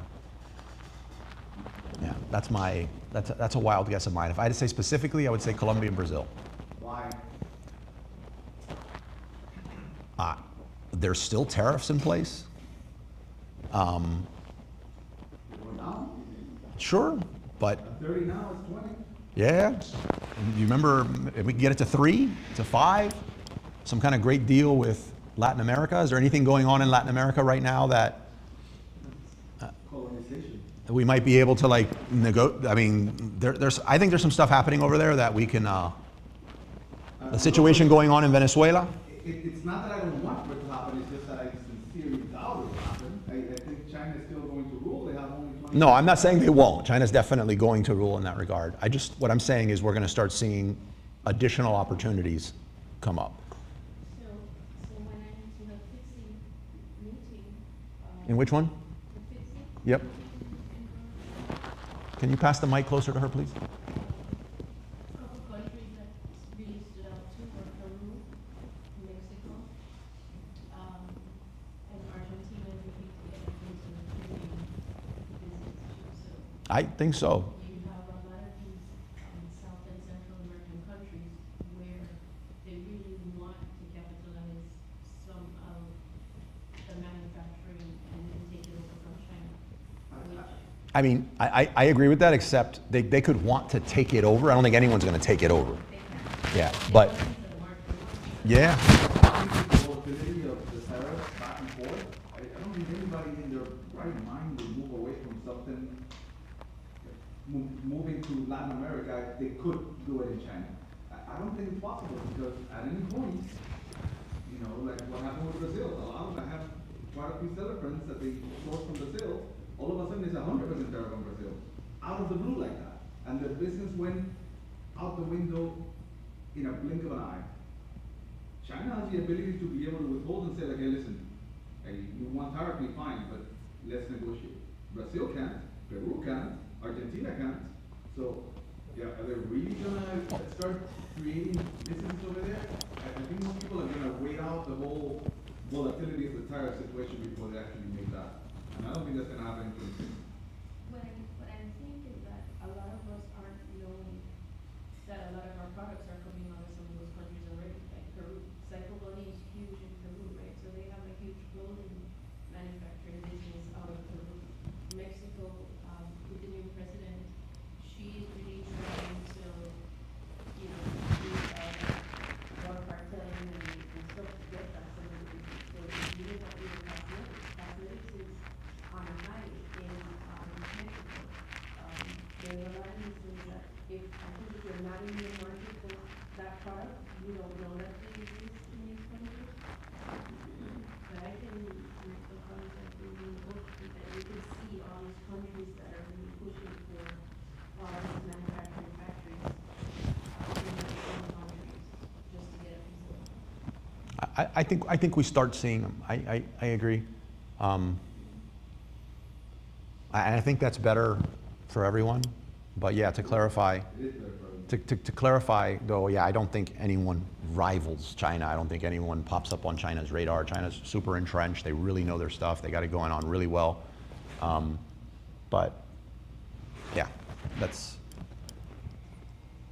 what last one in what I'd call the non-sexiest section of my predictions, operations, logistics, and compliance, is FBA lost inventory claims. I think they're going to become harder. I think they're going to become more automated, and I think we're going to have to get into some really. Hopefully, AI can help here, but I think we're going to get into some really nasty need for like really detailed SOPs in regard to clawing back some of that money that's owed to us that they're just kind of like you know, just arbitrarily they're going to decide that your, you know, $300 product is worth $17. Like, there's going to be a lot of issues there. Like, that's going to be a big problem this year. I think it's going to get worse. I don't know exactly how it's going to be fixed, but I think, yeah. So prepare for that. I think next year you will see a lot less fraud and abuse though from Chinese because of this whole change of taxes. That's going to be a fantastic, a welcome change. Less attacks, less abuse, less fraud. So I agree. I'm going to have to report to the Chinese government how much Chinese sellers are selling. So therefore, all these companies are making U.S. companies now. Yep. Or Hong Kong companies. And because they're doing that, they have to stay compliant and make sure they don't recycle companies anymore. Yep. So that's a good thing. They're still lower prices, but you know, at least they will not be attacking you. Right. So in this section, I have the China tax change. Like, I think that's going to be massive benefit for all of us based on what Ramon said this year. It's probably like one of the best things that's happened in God knows how long. I think there's a lot more work that needs to be done, but this is like a really healthy step in the right direction. It checks a lot of things, especially the laundry of opening and shutting down of all these different businesses, and the need to actually, you know, like everybody else, consider taxes in what's going on. So,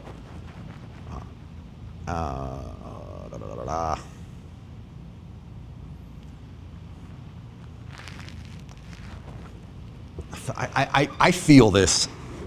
It's just, I think this is something I think we're going to get into next year. I almost didn't voice it because it's like, this is kind of weird, but I think because of what first of all, I don't have here, but I think TikTok's going to have a phenomenal year next year. Like, huh? Yes, absolutely. Social selling as a whole, I think is going to have its best year ever. I don't even have this on the list, but social selling as a whole is going to have its best year ever. Having a presence on social media, I suggest you start doing that now. It's not an overnight thing, but start, like, I'm trying to like advise this to everybody I know, start getting that going now, or you're going to be really behind once your competitors start getting there. But TikTok specifically, I think has its best year ever next year. Do you disagree? No, I Yeah. agree. I do wonder about this whole sale of TikTok and what's going to happen with that though. Because they're going to what? They're going to separate the U.S. side? How is that going to work? That's the only concern that I have, but otherwise I would agree. Yeah, so with that in mind, I think micro brands, like I put a definition here, micro brands being like 3 to 5 SKUs. I think micro brands are going to outperform big catalog sellers next year because of that. That's not something I really felt over the last 2-3 years. I think we've been little by little going in that direction, but I think micro brands, handful of SKUs, are going to outperform these big catalog sellers next year, and TikTok's going to have a lot to do with that. Yeah, the y'all make a lot of those like pro like CEOs like the Audi guy and stuff. So a lot of the talk about the like small like second tier brands were saying that people are starting to choose more on the shelf, the secondary brand rather than the big name national brand. Yeah. Well, I think that's because the consumers understand that there really is no difference, right? And sometimes it's the same manufacturer that's making the same product, because it's a second-tier brand. And I think consumers are getting wiser and it's smarter about their money too. You can save $1 here or a couple cents on everything. Yeah, I've been thinking a lot more. My wife, to be fair, I give her all the credit on this. She's been really leading the charge on like eliminating. Well, it started. Actually, no. I got to take the credit. I'm not giving it to her. So, it started actually with Bruce. Bruce and I were having these conversations, and he made me really aware of like sugar and stuff like that. So I started bringing back like I used to eat these massive bowls of like lentils and all this other stuff, and I was like, this is super healthy. But a lot of stuff I was eating was like sugar related. So I'd bring it home and I'd tell her, and she'd be like, no. And she looked it up and was like, yes, it's right. And so then she went on this, what I'd call overboard, on this whole topic. But she's kind of like stayed with it and led the charge on like food, like different colorings and a lot of the junk that's in our food.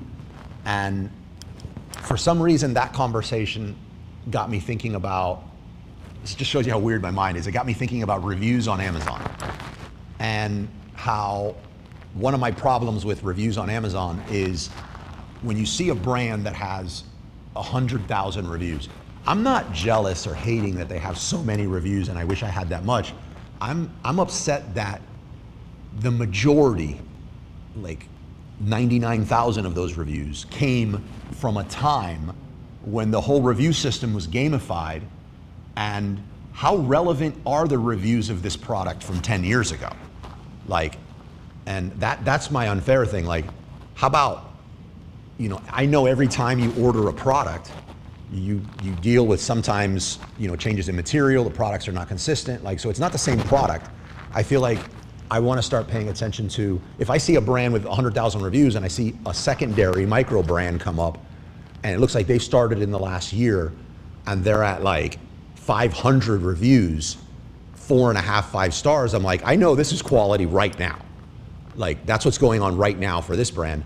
And at the store, I'm looking at some of these like bigger brands like that have been around since, I think like Jesus days or something. Like, you know, like my great grandparents know this brand. And I'm like, at no point do I think in their history that they decide to improve the ingredients in their food. On the contrary, they probably thought about, and I get it as a business, to better their profit margin, and it probably meant a lesser food, and then how we used to cook food, what we used to cook food with versus now. And that whole thought has me thinking more like, I really don't want to deal with those massive globally known brands. I want to deal with the micro brands. So like, that's been my progression. I think there's more people, maybe they're not going through the same insanity loop that I just went through, but like there's more people that are thinking that way. Either way, I think on Amazon specifically, these micro brands are going to outperform these big catalog sellers, and that I think Amazon's going to start favoring this specialization in a way, or like wanting to showcase it more. Not that they really care, but like they're going to need, if everybody else is really wanting this, they're going to want to show like, hey, on Amazon we specialize, you know, we have this. Not because they really care, but just like we're with the times, which is going to be better, which is going to be beneficial for those sellers. Let's see. Got to throw this in. I say it every year, and I'm right on it, by the way, Ramon. Products with a real differentiator are going to crush the Me Too copycat / products. Like, if your product is visibly different in the main image, especially on Amazon, and it's differentiated in that sense, that's disproportionately, that is the winner there. Like, if your product looks like everybody else's and it is differentiated, but it still looks, you can't really tell that in the main image, it ain't gonna help you. So differentiation, super important. You agree, Ramon? No. You don't agree? Hey, is differentiation good? Yes. Does it help you? Yes. Is that the thing? End of conversation. That was everything we just said. No, is that- That's everything. Is that the real impactful thing that's going to change in 2026 when it comes to a product that wins versus not? I don't think so. It's so rare. It's so rare. So you can push, you can put lipstick on a pig and it's gonna still be a pig. But if you put that pig in front of a million people, people are gonna want the pig. I think you're mincing words. I think you just said the same thing. I think you wanted to hear your voice on that one, because I'm saying the same thing. So if somebody goes to you're saying the awareness comes from TikTok. Yes. Right, so somebody, the brand that, A Me Too product is TikTok. Pushed in front of a million people. I'm not seeing- It's going to sell better than a differentiated product in Amazon. I don't disagree with that, but we're talking about two different things. Yeah, we're talking about two totally different things. But I'm saying, if you're, I don't think most people are gonna embrace. Yeah, I don't think most people are going to embrace TikTok correctly. Remember, this is a prediction that we're talking about here. I'm pretty convinced TikTok has its best year ever next year. All that means is by the end of next year, the gurus in the space will start, you know, that's all everything we'll talk about. What I'm saying is if you guys got on that now, you're gonna be ahead of your competition. So I don't think most people next year are going to leverage it correctly. If you were around for the NFT Bitcoin thing. All right. Wait, I want to add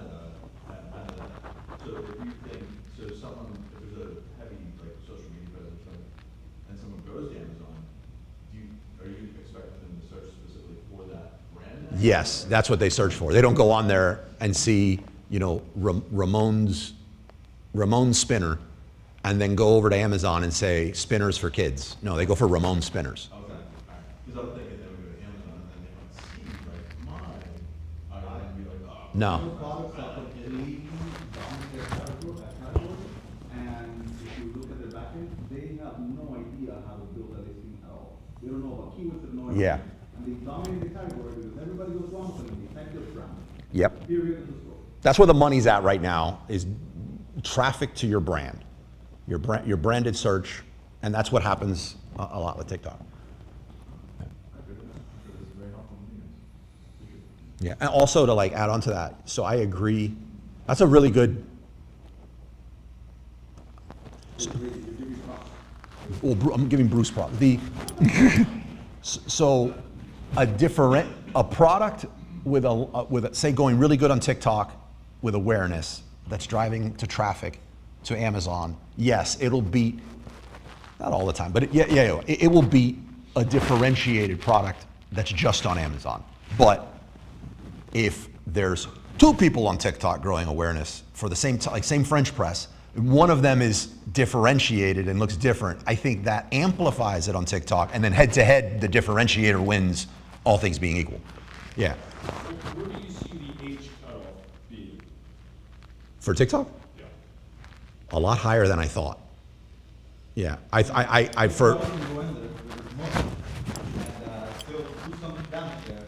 I'm 49 and I'm a power user. I got to stand for a second. I don't, you know, am I cut off when I stand on the camera?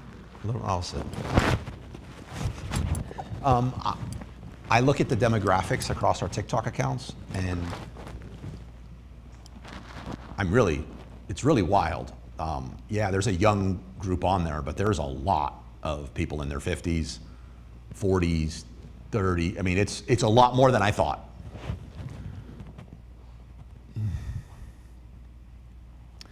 My prediction, and this is a bit of a cheat because I've started seeing some beta stuff rolling out on this, but Amazon's going to add more brand storytelling modules into the A+ content. I think we're going to see a lot more opportunities in the A+. I think there might even be a dedicated, just on the Amazon detail page for someone to go live. Like it's there, you're either live at the moment, and if you're not going live, it's an ad placement that's relevant. So it's another opportunity for them to put an ad on the product detail page, and it's a further push to say, hey, you should go live and talk about your video, talk about your product. Like I could see some additional modules being added to the page, which would be a really big deal.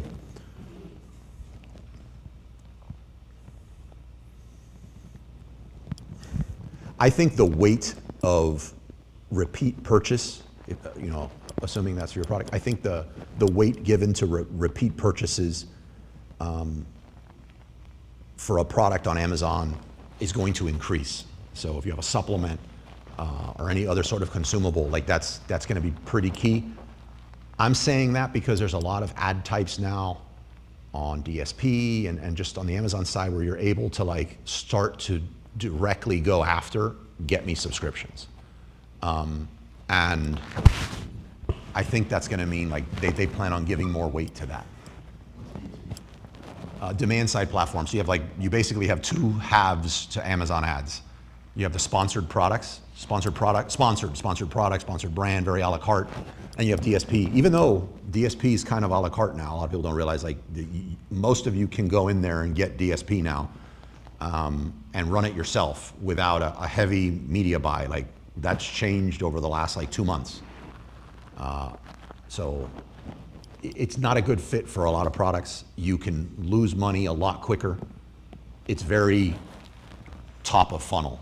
So like on Amazon, if somebody comes in there and they search for something, they're in it. Like they're looking for this, you know what they're looking for, you want your product to come up and then they can click on it. So they're really like ready to buy.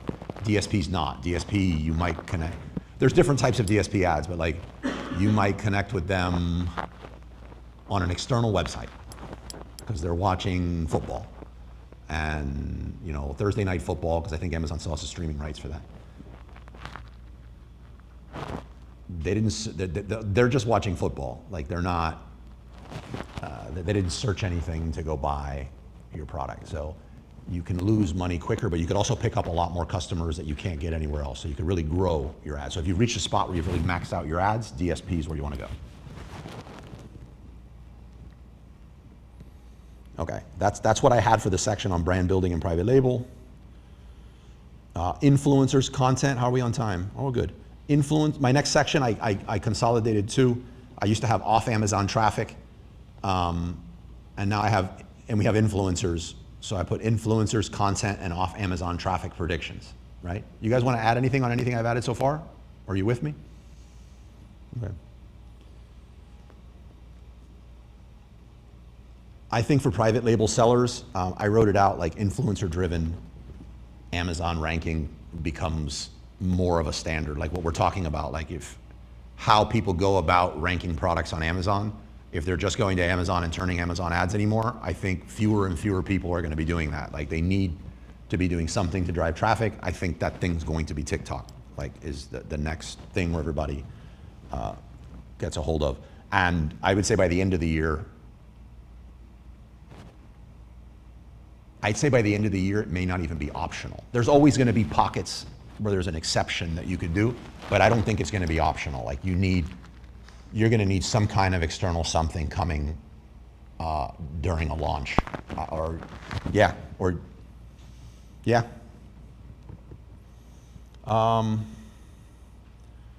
was very vague. I was kind of like listening to myself say it as I was saying it. Like I think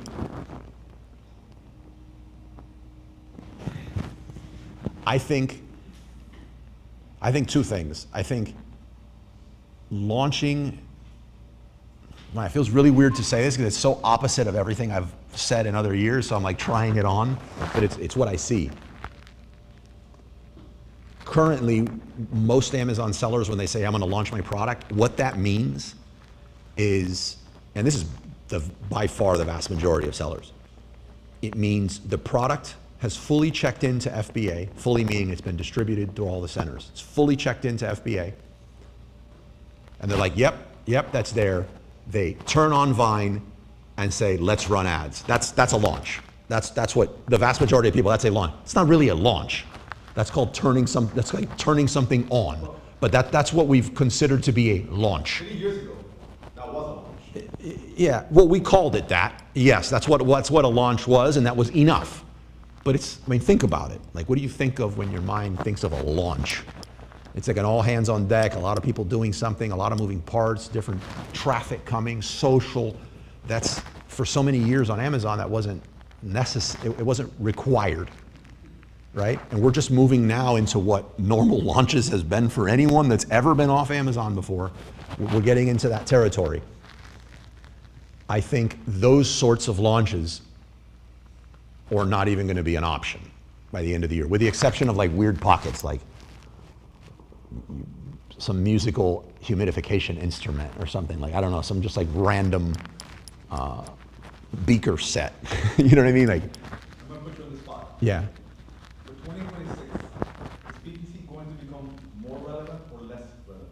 So that's the second part of this. I think we're also going to see, they're not going to be the majority, but it's going to be something that people talk about. Like, did you know? And you'll know a brand that does it, that is launching their product on Amazon with no ads. I know you. Right, I do too, but it's increasing. It's increasing. It's still a tiny percentage. That's going to increase.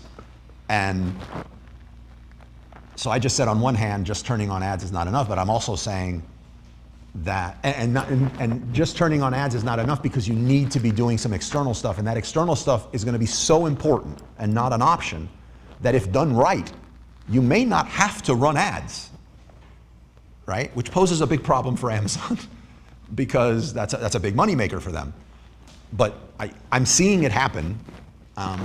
It has a lot to do with the type of product you pick, the influencers you work with, the types of content you know, like what's the latest, you gotta know what you're doing.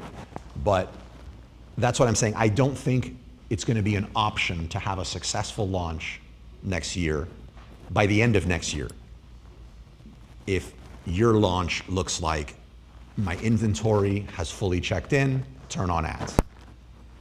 And on the services side, the majority of people we work with, that's how their launches look like. And it's, for quite some time, it's been enough. Now it's starting to, you know. It is. I think I think we're going to continue going that way, but I think at this time next year, everyone is going to know of an article, someone they heard on a podcast, or someone that's successful, and you know the brand name because they successfully launched a product on Amazon with no ads. Could they have made more with Amazon ads? Sure, but it's almost like I don't need to do this. Like, I don't need to do this, and they're running it. So So it seems to me that part of that PPC agency needs to have like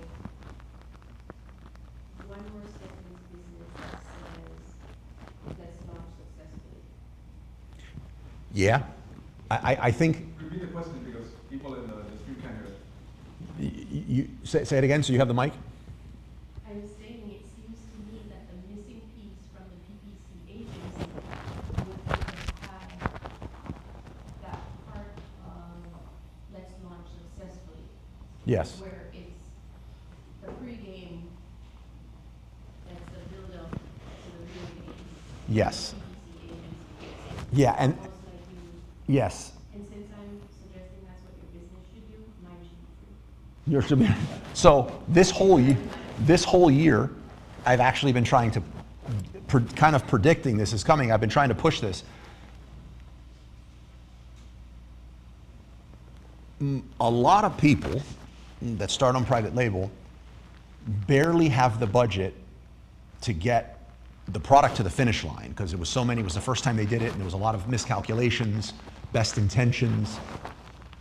And when it gets there, a lot more are like, even when they do have some budget, they're like, I can't afford to hire an agency. And they also have no appetite for learning ads. I did only because I think having lights on in the house depended on it. Like I was all in on it. There was no other option. Ramon is really good at it and does it because his mind just like thrives in those environments with data and all that junk. Which it's not very bright of him, but that's how he is. Like, but like he thrives on that, and he's really good at that.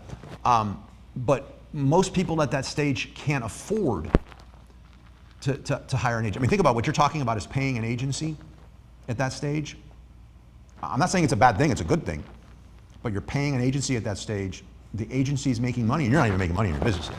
So like, a lot of which means the person needs to have sufficient capital. They have to not be dependent on this paying the bills or the card at the end of this month. Like, there's a lot of things that have to be present for that. To also do the launch portion, the reason why a lot of people don't also have the other parts of the launch in play. Oh God. We found Tom. How much does PPC cost?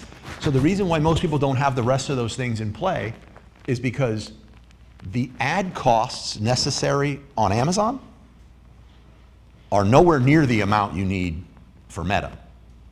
So you've eliminated 95% of the people that could bring that to bear, even if the PPC agency that you're working with could run those. On TikTok, when we talk about you should work with a whole bunch of UGC creators and influencers, that doesn't mean that's free. It doesn't mean you just know a bunch of people that you can send messages to. You got to have a budget to do that. And you got to be able to put that capital out. So now you're paying someone to run the ads. You're probably paying them a little more because you're already working with them to run that side of the launch.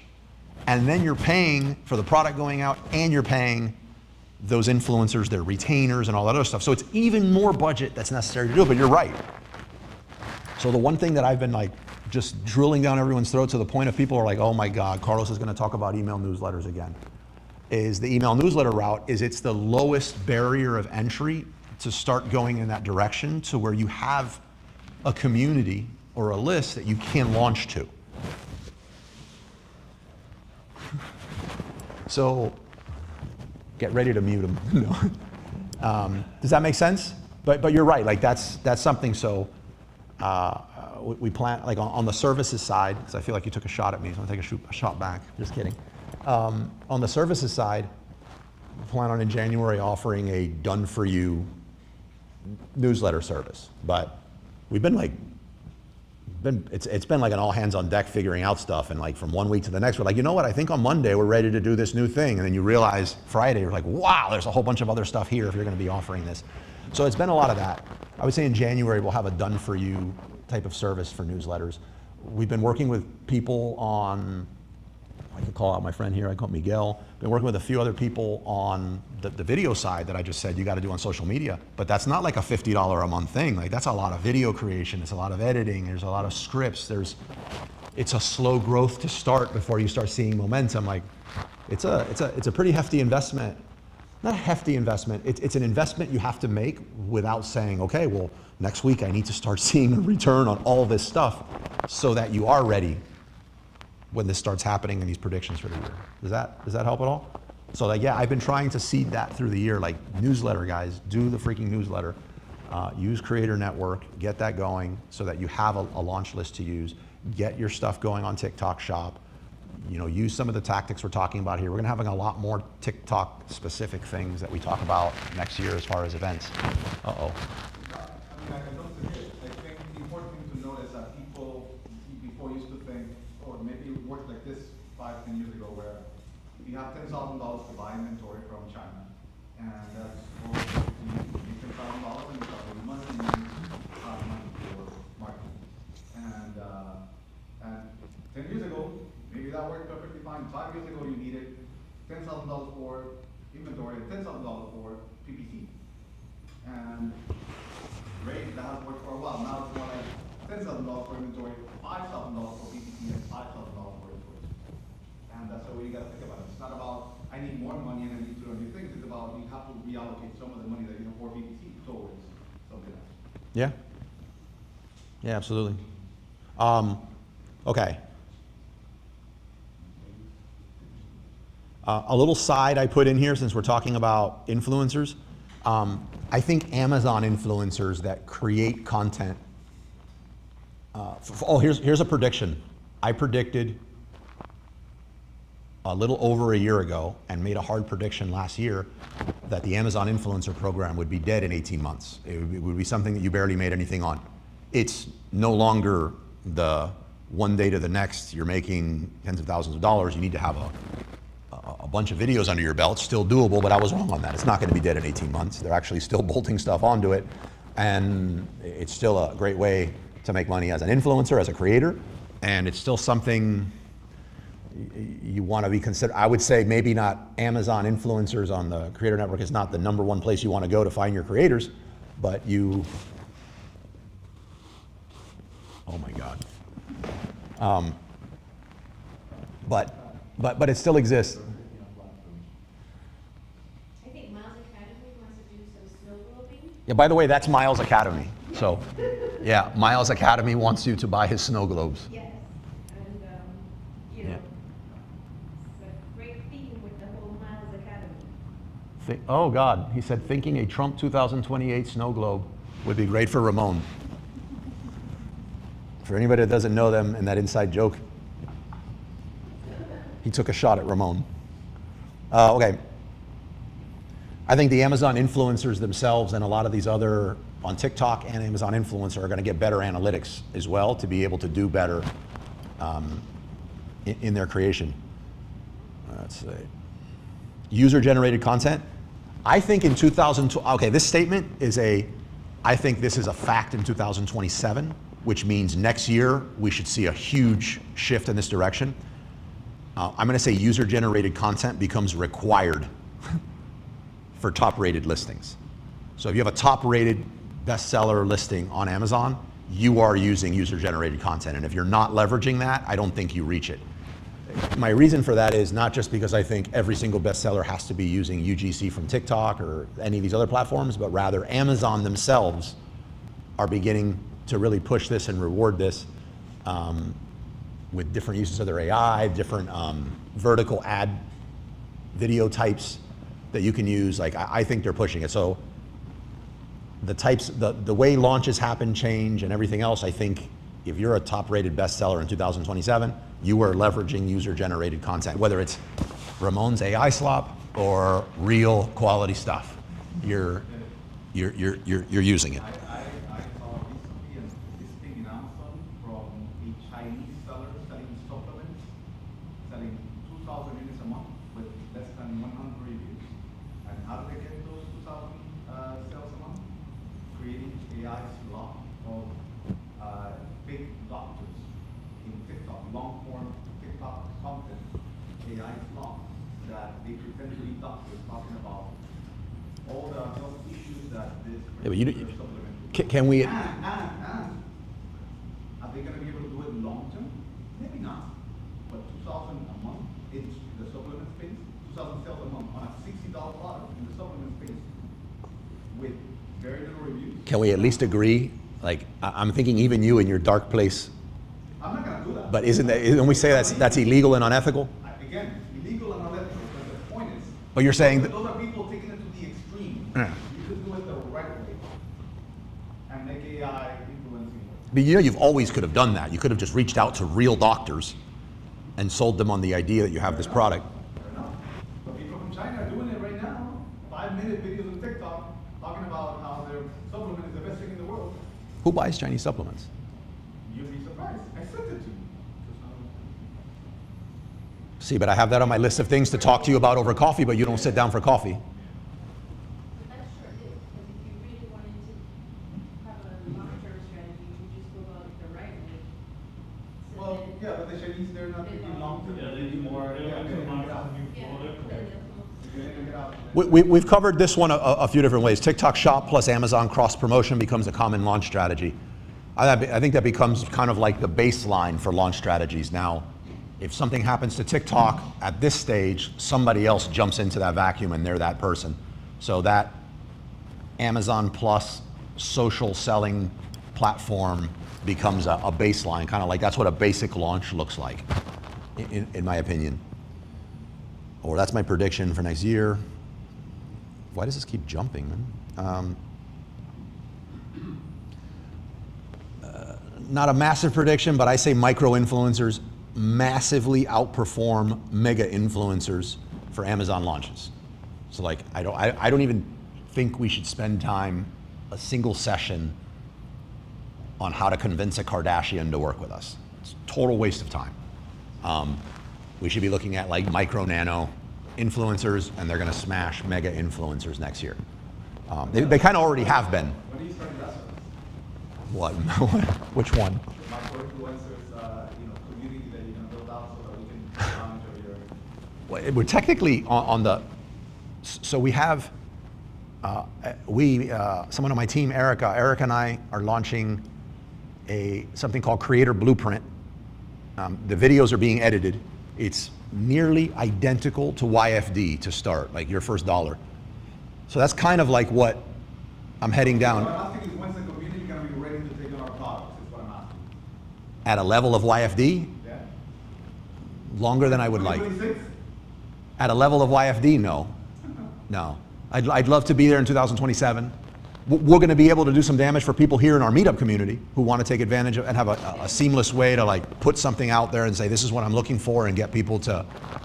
Yeah, like, plain and simple, like just exchange products and we do it for each other's. Yeah. Influencer. There'll be a hub right there to do it without our meetups turning into like a flea market. Yeah. Yeah, that'll be. At the timeline now, it looks like that's going to be like our announcement that what we're launching in January. So one half of it's going to be, I think the price we have now is like $50 a month for teaching people how to effectively make money as an influencer, so we can bring in those creators and teach them how to create good content that brands would want to use. And then the other side, at first, like a certain number of actual brands from the group, which you might be on both sides, we're going to allow to come in for free to be able to have brands and be able to put those offers out there. But at some point, brands will pay $200 a month to be able to get access to those creators. But that's the idea with it. But it looks like, as of right now, just the way the video editor is like a January thing. Let me grab some water. I just forgot I didn't bring water out here. But I think it's locked in the door.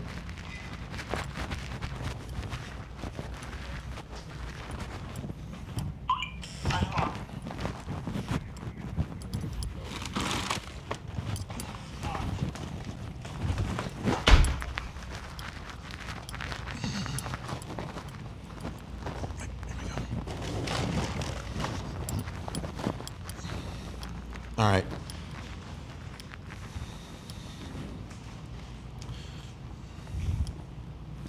Video reviews. I think video reviews and video ads start getting significantly more weight. I think there's going to be additional video ad placements in Amazon. I think they're going to start prioritizing those ads, like maybe even top of page. But I think that's also kind of an obvious one.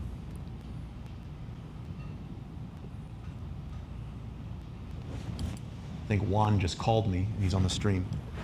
Let's see. All right, that was for that section. Any predictions that you guys have in like the influencers and content on and off traffic section that I didn't cover, that you see a prediction happening for next year? I think that TikTok stores will be much more sterile. TikTok what? Store, because there won't be the Chinese seller, because once the American version of TikTok comes in, there won't be the. You don't think TikTok will be as effective because of the? No, I'm saying that, like, for example, what Ramon was describing, Chinese seller with supplement seller, Mm-hmm. that won't exist because it'll be leased. Yeah, that's the part about TikTok that I'm unsure about. What's really gonna happen once they separate the US side? I don't know are they really gonna police it? Are they not? What's gonna happen? I don't know. That's a good. The part that you know, it's unknown to me. That's a good call. Okay, I got some PPC and advertising predictions here.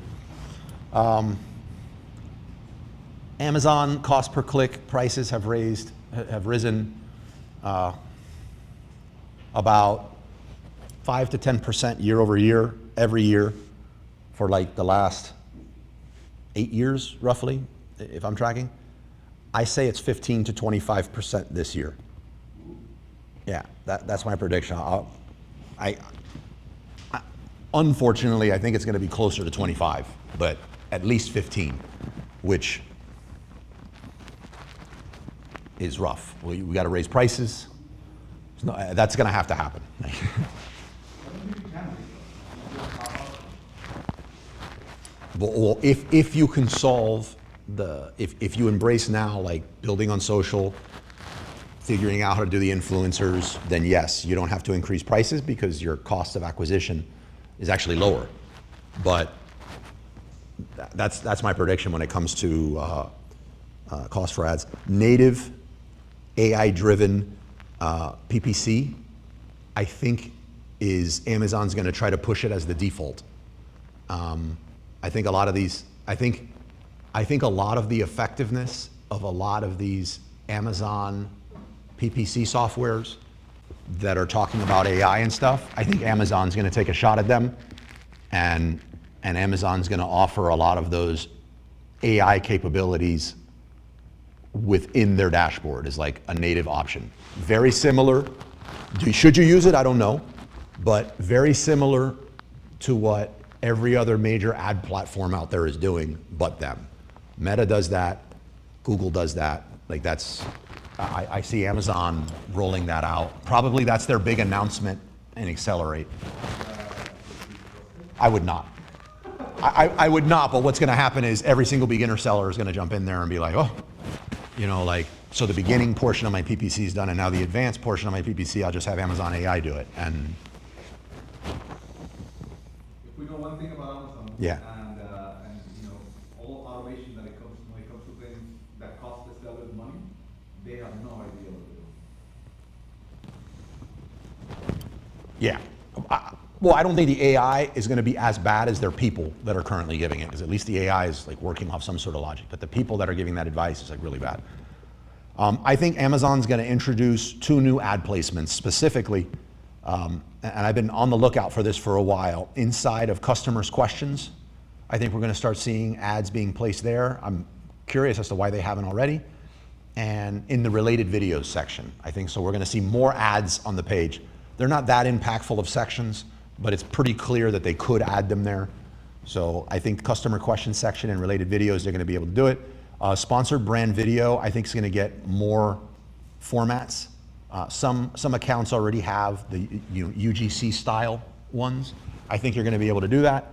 I I think they're going to give more people access to the vertical videos because not everybody does, as well as square format and micro clips. Like, I think those different video formats is going to allow them to stick ads, stick videos. Like what I was saying, I predict that videos might even go above headline ads or right below headline ads. That would allow them to do that. Let me see. Why does it keep jumping like this, man?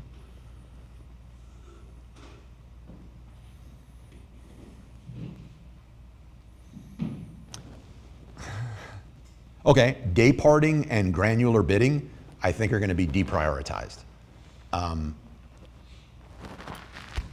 My thing for that is I think the adoption of a lot of their basic AI stuff when it comes to that kind of makes it irrelevant, is my take on it. So I don't think the priority anymore will be day parting, which is, some people swear by it, I don't. So I think it gets deprioritized. I think. Day party, the best thing ever. You spend half your budget before you even get up in the morning and nobody thought anything. Come on, man. Day party works. I don't know. It's assuming that people make a purchase the first time they see your ad. So if they see it in the morning and then they make the purchase later, or they want to think about it, so they would have had to have seen it, and if they didn't see it in the beginning, they don't make the purchase. So like it can cut both ways. Last prediction in the PPC side, and this is my wildest one. I never say nothing goes down. I think Amazon is going to start possibly offering discounts on certain ad types, or for product types. So I think the better your product converts, I think there's a possibility that you're going to get some kind of break in your PPC. And I think the specifically better performing videos may get a break in their cost per click or the cost of that ad. So just a wild prediction. It hasn't happened. I've not seen it in beta. It would make sense to me that it would happen. The platform is set up to sort of reward by placement based on conversion. So I would imagine the back end that's needed to do that would be the same, but basically the better your ad converts, the better your video ad converts, and the better your product converts, the more incentive they have to keep you running ads, and they can give you a discount. So I think that's going to happen.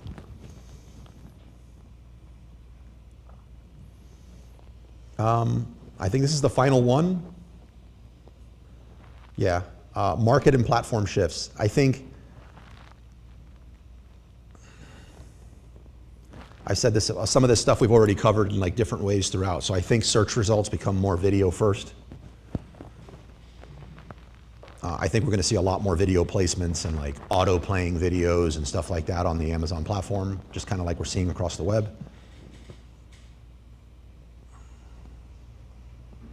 We already said this, Amazon increases the weight of conversion rate in ranking. I agree with that whole video thing. I feel as though Amazon is going to somehow have to figure out how to be more like TikTok or in some of that TikTok. TikTok's actually bringing them a lot of money. They completely But removed. But if they did their own videos, then you Yeah, I think they're going to go very video first. Will it work for them? I don't know, but I think next year they try different things. I think they go very. I think they go very video first next year. Didn't they used to have a TikTok clone style? Yeah, several. Yeah, but like it's gone from the menu. It's no longer there. No, it's gone. They removed it. They're done with the program. But I don't think. No, I don't think what she's saying is that they're going to try to create another feed like social media, but that they're, instead of creating a feed, they're like, wait a minute, why do we need to create a feed? Like everyone's here in the marketplace. The feed is almost the search results. And while you're in the search results, why not show those more videos there of those types of products that help people convert more? So that's my prediction, that there's going to be more of those videos there. But they've failed utterly in getting people to say, oh, instead of going to Marketplace, let me go over to this Inspire, social feed. Like that hasn't worked.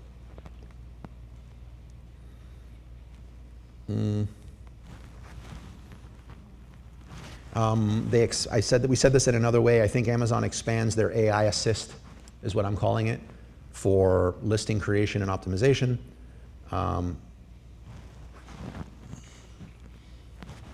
I think it's going to level. I think if you're like an intermediate or advanced seller, or you really want to scale, you shouldn't use their AI to optimize your listing. I think you should use it for some of like the image optimization stuff. But I think overall, it's going to really level things up, because there's a lot of crap listings out there. And a lot of people are just like, I mean, there's listings out there that are selling with 2 bullets and not a full complement of images. And some of them is like, well, it's selling already. Why would I invest $1,000 into optimizing this? Well, you're not going to have to anymore. The AI assist will help. So I think it's going to level up the entire catalog.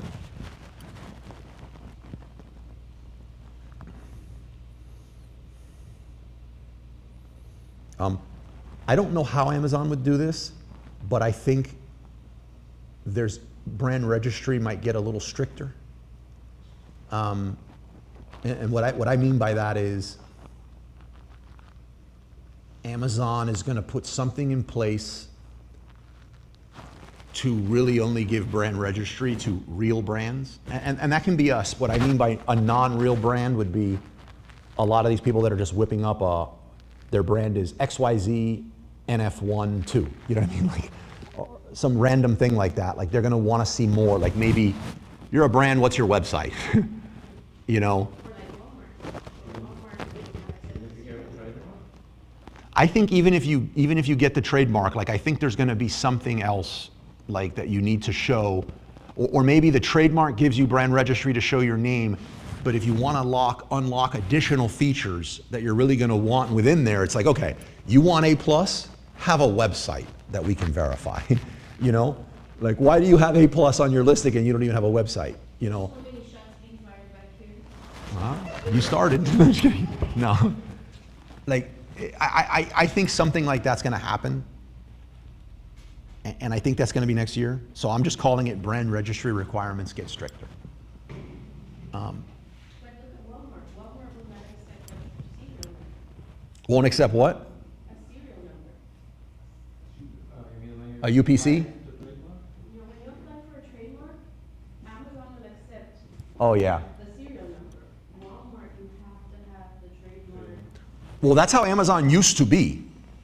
It had to be the trademark, and then they came out with Accelerator, the Accelerator program that would allow you to get access while it's going through the process. But yeah. So in Walmart, think about that. That means at a minimum on Walmart, for you to be in, you had to have been in the game longer. You had to have put more thought into this. So it's less of like this fly-by-night. Technically now, you could whip up any name that doesn't even say anything intelligibly, file for a trademark, go through Accelerator, have full access to all the brand and brand registry like you're a real brand.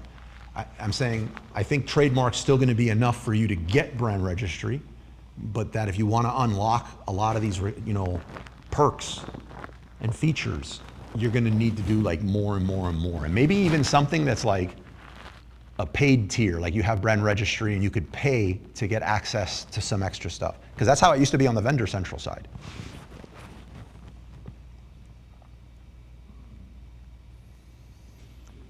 Get ready, Ramon.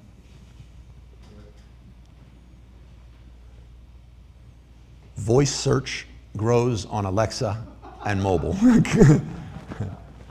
I think they're going to revisit Alexa. Yeah. I think they're going to revisit Alexa. This was my prediction that this was going to be a big thing in 2019, and I was off by a few. I think now with AI, I think these language learning models, they're much better at like these specific search queries and what people mean when they actually say X. I think we start seeing some cool opportunities. I say that Alexa's gonna suck less in 2026. Alexa doesn't suck. Oh my God. Siri sucks. Siri sucks too, they both suck. But compared to like ChatGPT or Gemini, they suck bad.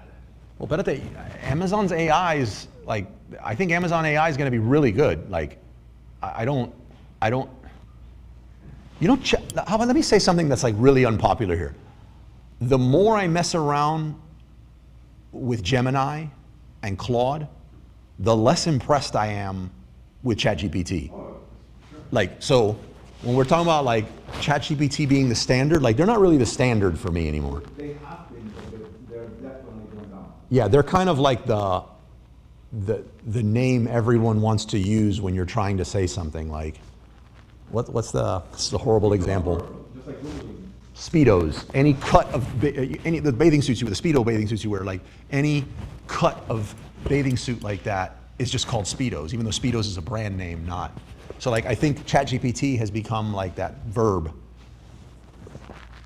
But They need to be granted the verb for the action, and they're losing it. yeah, so I'm going to say Amazon AI is going to be better than ChatGPT. Oh, that is a big prediction. That's my prediction. Oh my I didn't even have that here. That prediction is just for you. In December of 2026, Yeah. if that does not happen, can I hit you in the face? I'll just be happy you're here if you come on next year. Can I hit you in the face with a pie if it does not happen? You can hit me with the face on the pie. Everybody. How many roses do I have on TikTok, by the way? Can somebody check? I don't know, but you got a finger heart. I got a what? Finger a finger heart. Oh, like a heart? Yeah, like a finger heart. Who sent it? Mari. Yay, Mari. Yeah, Mari. Super Mari. Okay. I think voice search is not going to dominate. It's not going to take up the majority of your bandwidth. Like you should, your main thing, this whole takeaway in all of this, what I'd highly recommend for you as a private label seller, if you're not doing something on socials or specifically TikTok right now, that is an area that you need to be putting some resources into, like now. Like if you're just starting now, you're actually a bit behind.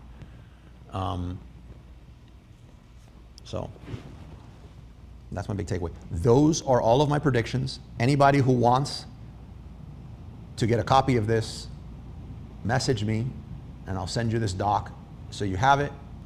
And that means you have to come next year in December when I talk about the next predictions, and we can go over that and we can see what Ramon got wrong. Definitely send it to me, because I want to keep that pie in the face For sure. prediction. It's gonna Ready to serve. Yeah. So the sections we covered: market and platform shifts, PPC and advertising, influencers, content and off content traffic, brand building and private label, operations, logistics and compliance, and AI tools and seller tech. Just because we have a little bit, like what of those predictions do you think is the least likely to happen out of everything that I said? Like which to you was just like off the reservation? You already know my answer, not somebody else. Huh? PPC discount. Because I think I just saw the report that they did like 64 videos a year. So you think they would make less money if they discounted it? Even if they're putting it on high converting, only on highest converting? Amazon was doing it. Here's an unpopular prediction. I don't think Amazon's ads are this penny auction that we all think. And on the agency side of what I do, I feel like I can prove this, but you don't pay like if you bid $10 and I bid $2, you don't pay $2.01 for the click. Like I'm seeing plenty of people like for the same keywords fall at $3, $4.50, like these different numbers. Like why? Like why is that? I think Amazon is already doing something like that, and it has to do with the relevancy of your listing at a minimum. So I think you pay more. I think you pay more if you're new. I think you pay more if you have less history. I think you pay more if it's a brand new campaign. I think there's a lot of things already that you're paying more for, and that starts equalizing or going lower already based on conversions. So like they say they don't. My gut says they do. I suspect. So it will be even harder to get to talk with someone in That's a prediction. I'll tell you right now. It's going to be harder to get to the top. Yes, next year. But you don't have to get to the top to have a Yeah, I understand. But great business. It's kind of killing competition because I already have a good ranking with like CRT rate, and they even give me a discount for PPC. So if I'm like converting worse, and I'm doing not so good, I cannot do better because I need to do more than the product that is doing better than paying less for PPC. Yeah, But it will kill like. like what Ramon like drew a contrast to something that I think is the counter to that is if Amazon was discounting, right, for the product that had like the best conversion, right, and all you were doing was Amazon ads, a micro brand that is driving traffic from TikTok and leveraging an influencer strategy, you're going to win.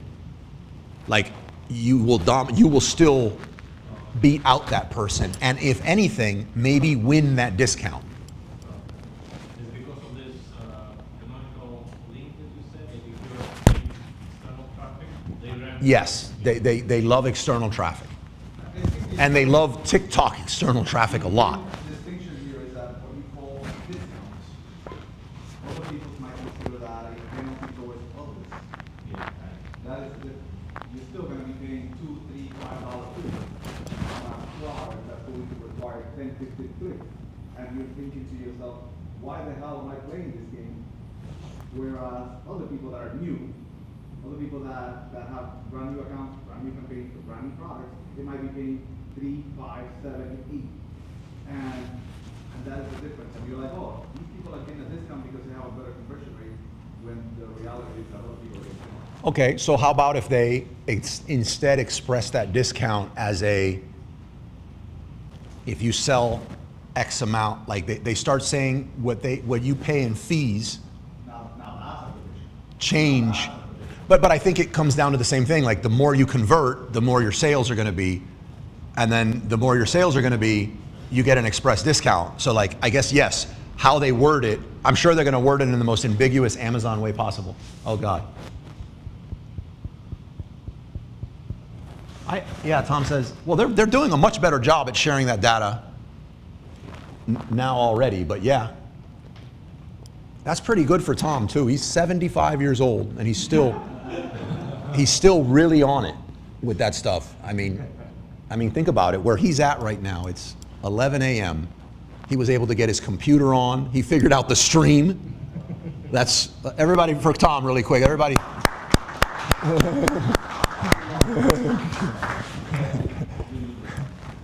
So he's in his hotel room probably in like his clogs with a snow globe. Yeah, so like I think they're going to continue to give more, share more of that data.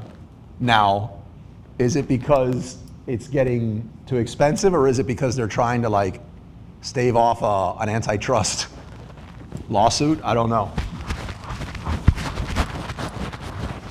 Janet wants to know how many miles would we get with that, Tom? Tom, you and Janet know each other actually from a Tampa event. There's another question way up, Let me see. totally different subject. On a different subject. Let's see. Oh wow. Okay. Oh, it's Ben Sherman. Wow, it hasn't come by in a while. You once told me. Yeah, you once told him his Michael Kors outlet sales had a 90% chance of getting shut down in 12 to 18 months. You were right. Yes. Well, no, I'm sorry, not yes. I wish it would have worked for you, but I'm surprised it lasts 12. I'm surprised I didn't say like 6 to 12 months. But he now runs a bins business and is looking to buy product. Do you have any ideas beyond the two below? Here are some options we're considering. Find a seller planning Amazon liquidations and buy their items directly, possibly paying more than Amazon, buy returns or discounted items from a 3PL. Okay, so, oh, he's writing for Ben Sherman. Okay, so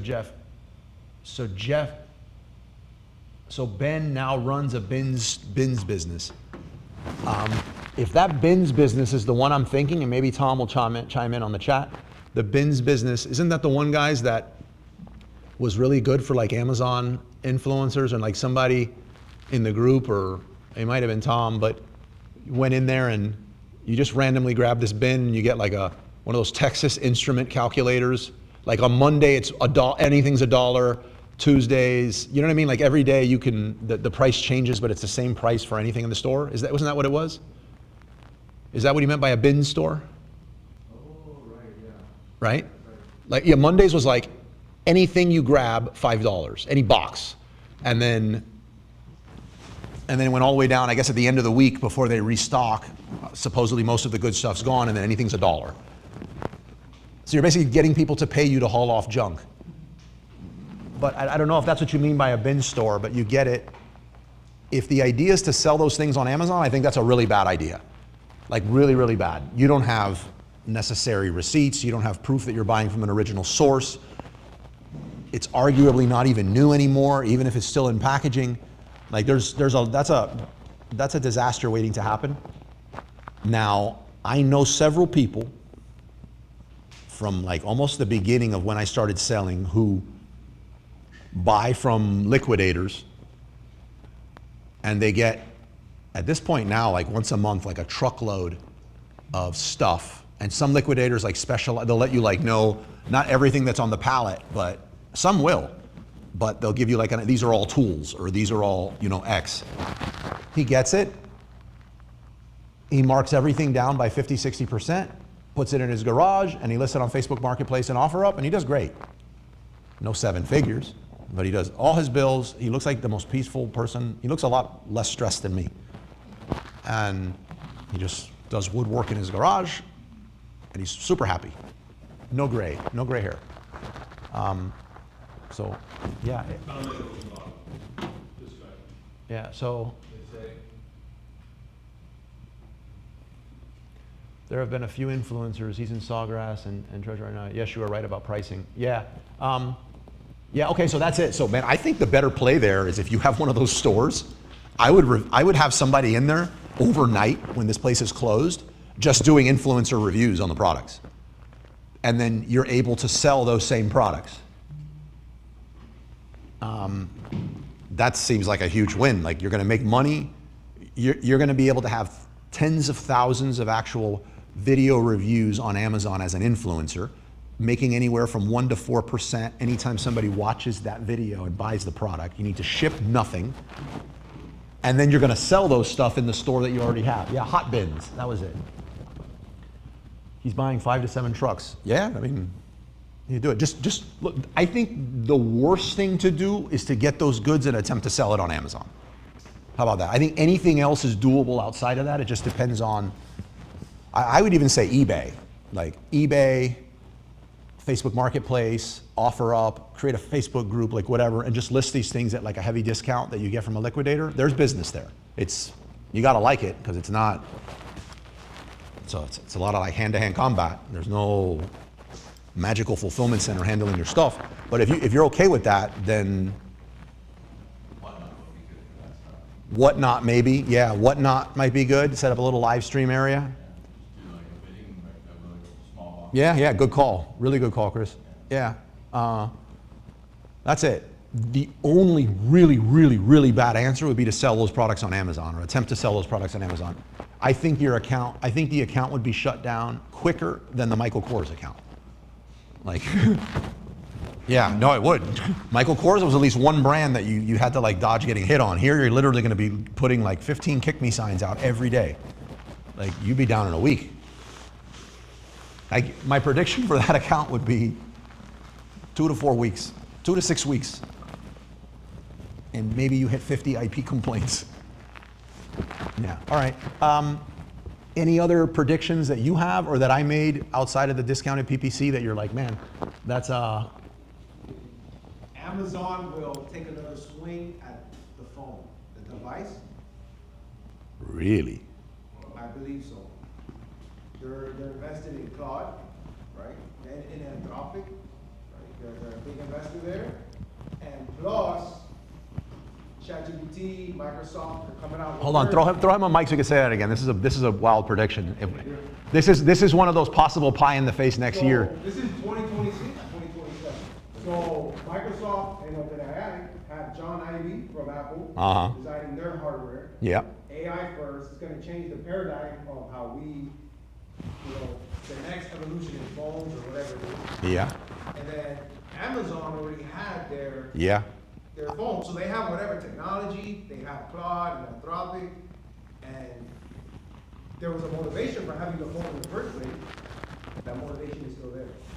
So the tools are there, and why not take that swing and compete? So Amazon comes out with a phone. Takes another shot. 2026.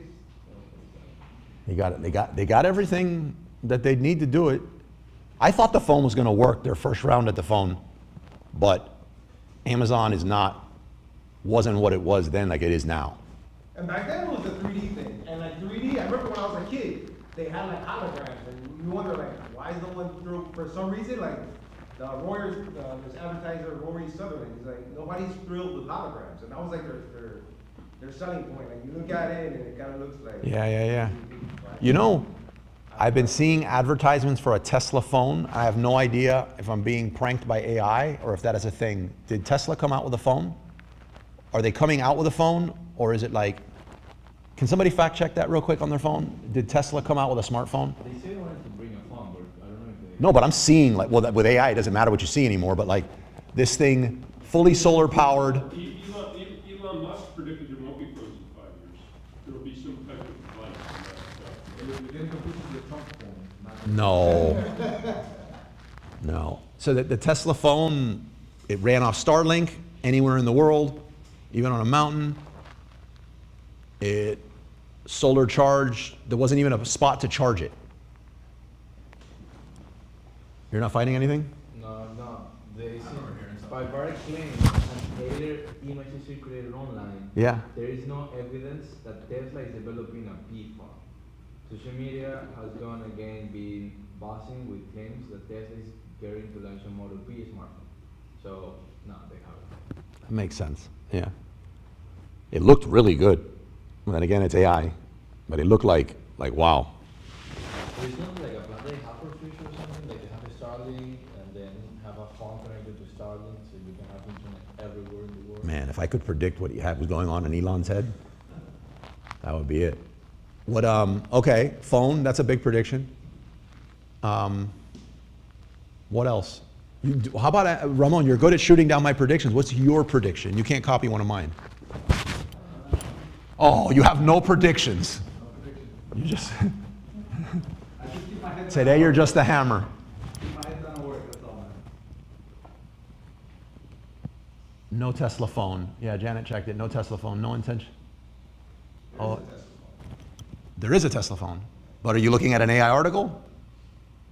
Like, because I've seen a bunch of them now, but Tesla.info. .info. No, Yeah. that's- Tesla.info. Yeah. It's not Buy now. Buy now.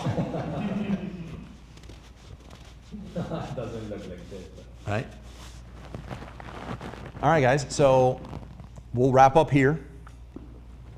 Thank you, everybody on the stream. This is a very different type of meetup event we do with these predictions. Not tooting my own horn. I'm usually very accurate on most of the predictions, and I usually get them right. Some of the doozies that I got wrong, again, had to do with Amazon Live Video and Alexa. You're doubling down this year. Doubling down. Not on Amazon Live Video, but I do think both will noticeably progress. Like, well, yes, I do think most of them will noticeably progress, but not get the thing this year that I'm just like, if you're going to go all in on something and you want to do is TikTok or whatever, like let's say TikTok goes away. Something's going to replace it at this stage. Like the cat's out of the bag there, so to speak. So like, say TikTok for launches, or TikTok for your influencers to be able to get the word out there on your types of products and their videos. Like that needs to happen. this year, and that means also TikTok Shop. So bonus points if you're actually growing your social media channel. Highly recommend you actually grow your social media presence and your social media channel. You're gonna highly regret it if you don't. Like, you might be able to get away with it a little bit this year, but it might be too late for you if you don't. So highly, highly, highly recommend those areas out of everything that's there. Yep. What's your take, broadly you talk about it, sorry if I wasn't here. What's your take on social media live shopping?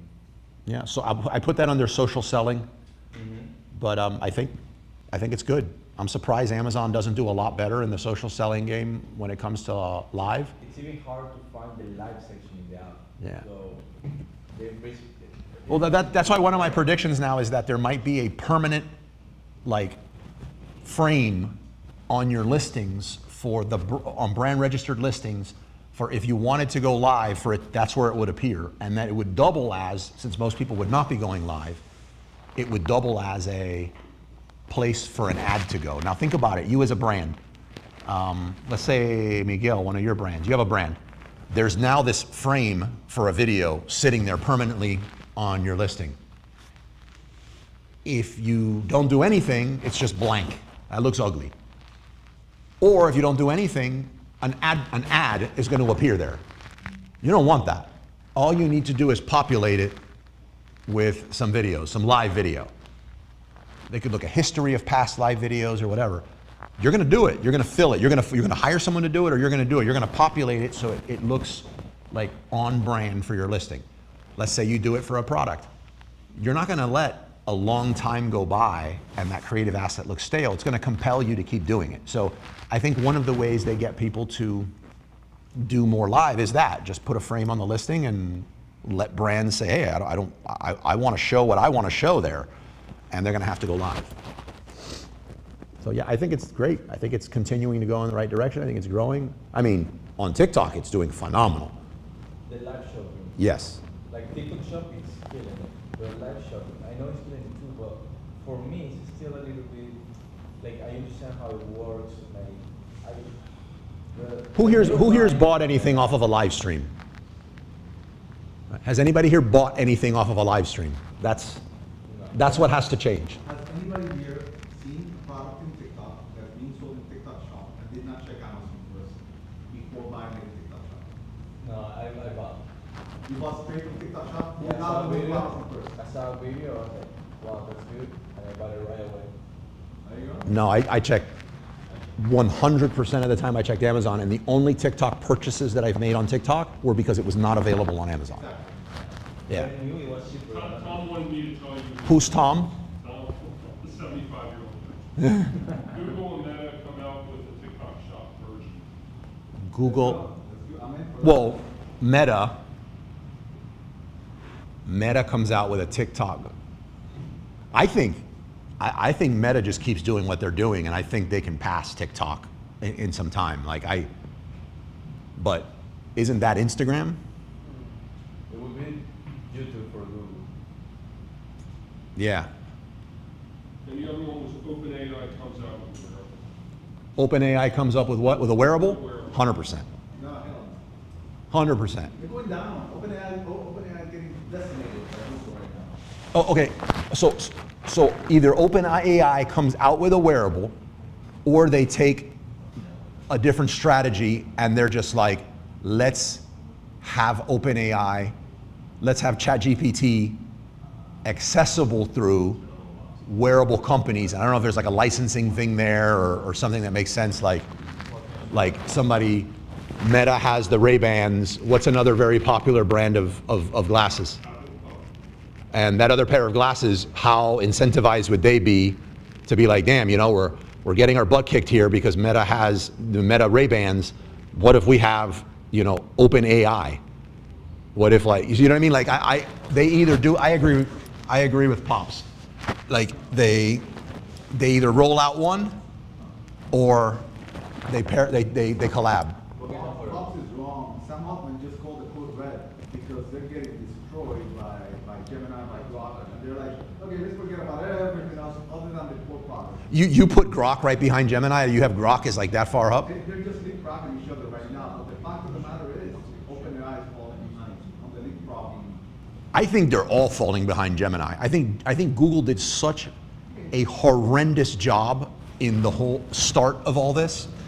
They But they have distribution. yeah. That's all that really matters. They can get it wrong enough times. I'm using Gemini like for almost every. The only reason at this point that I still have ChatGPT is they have their teams. So like I'm able to create a team account and have multiple people being able to pull from the same things that are being built. And Gemini, so far, I don't know if there's something out there that I've not seen, but I've talked to my rep in Google and everything, and we're like at an enterprise level with Google, and I'm like, hey, do you have an equivalent? Like I want to just do this here. And they referred me to, you know how if you're in Gmail and you have like a instant message, like you could do a lot, and I'm like, are you kidding me? You're calling that Teams? I mean, Google Gems with Gemini, the Gems is fantastic because you can query describe. Yeah, no, I'm all in on that. So you use Google Suite, Google Business Suite? Yeah. That's the power tool right now on Amazon. Google Business Suite, Gemini. Yeah. All right. Everybody, look, this was our second to the last. Next week is our last Amazon seller meetup group for the year. After that, we don't return until the 10th. This week, the announcements will already show up for that meeting on the 10th, but you could start planning. I plan on using that time that we're off to really get the Discord that we have that currently is like a graveyard silent Discord, to try to really get the conversations going on there. Worse than Amazon page 2. It's worse than Amazon page 2 right now, that's true. So I might, apparently there's a way to do some like live stuff. I'm contemplating like once a week throwing up like a video meetup for like 1 hour, but the link is only available on Discord type of thing, like to try to get the conversation over there and try to connect a little bit. So if you've not joined Discord, please do. Also remember, I launched the Wizards of Ecom newsletter. So wizardsofecom.com/newsletter. I'd love your feedback on it. I'm going to be sharing a lot of information in there that I don't share in the meetups, not because I'm separating it, but just because it's not the right environment, or there's not an hour and a half of subject matter to talk about or content to talk about on that subject matter. So I'd appreciate the subscribe if that's the kind of stuff you're interested into. And with that, we're going to stop here, hang out a little bit, but remember, if you want to keep chatting, we probably got to move to the conference room, because at 4 p.m. in here, Moises is going to be kicking off the YouTube meetup. All right? Thank you very much. Thank you, everybody on the stream as well. Tomas. Where's Tom? Oh, thank you, everybody on the TikTok. Madi, everybody else. I look forward to seeing everybody soon.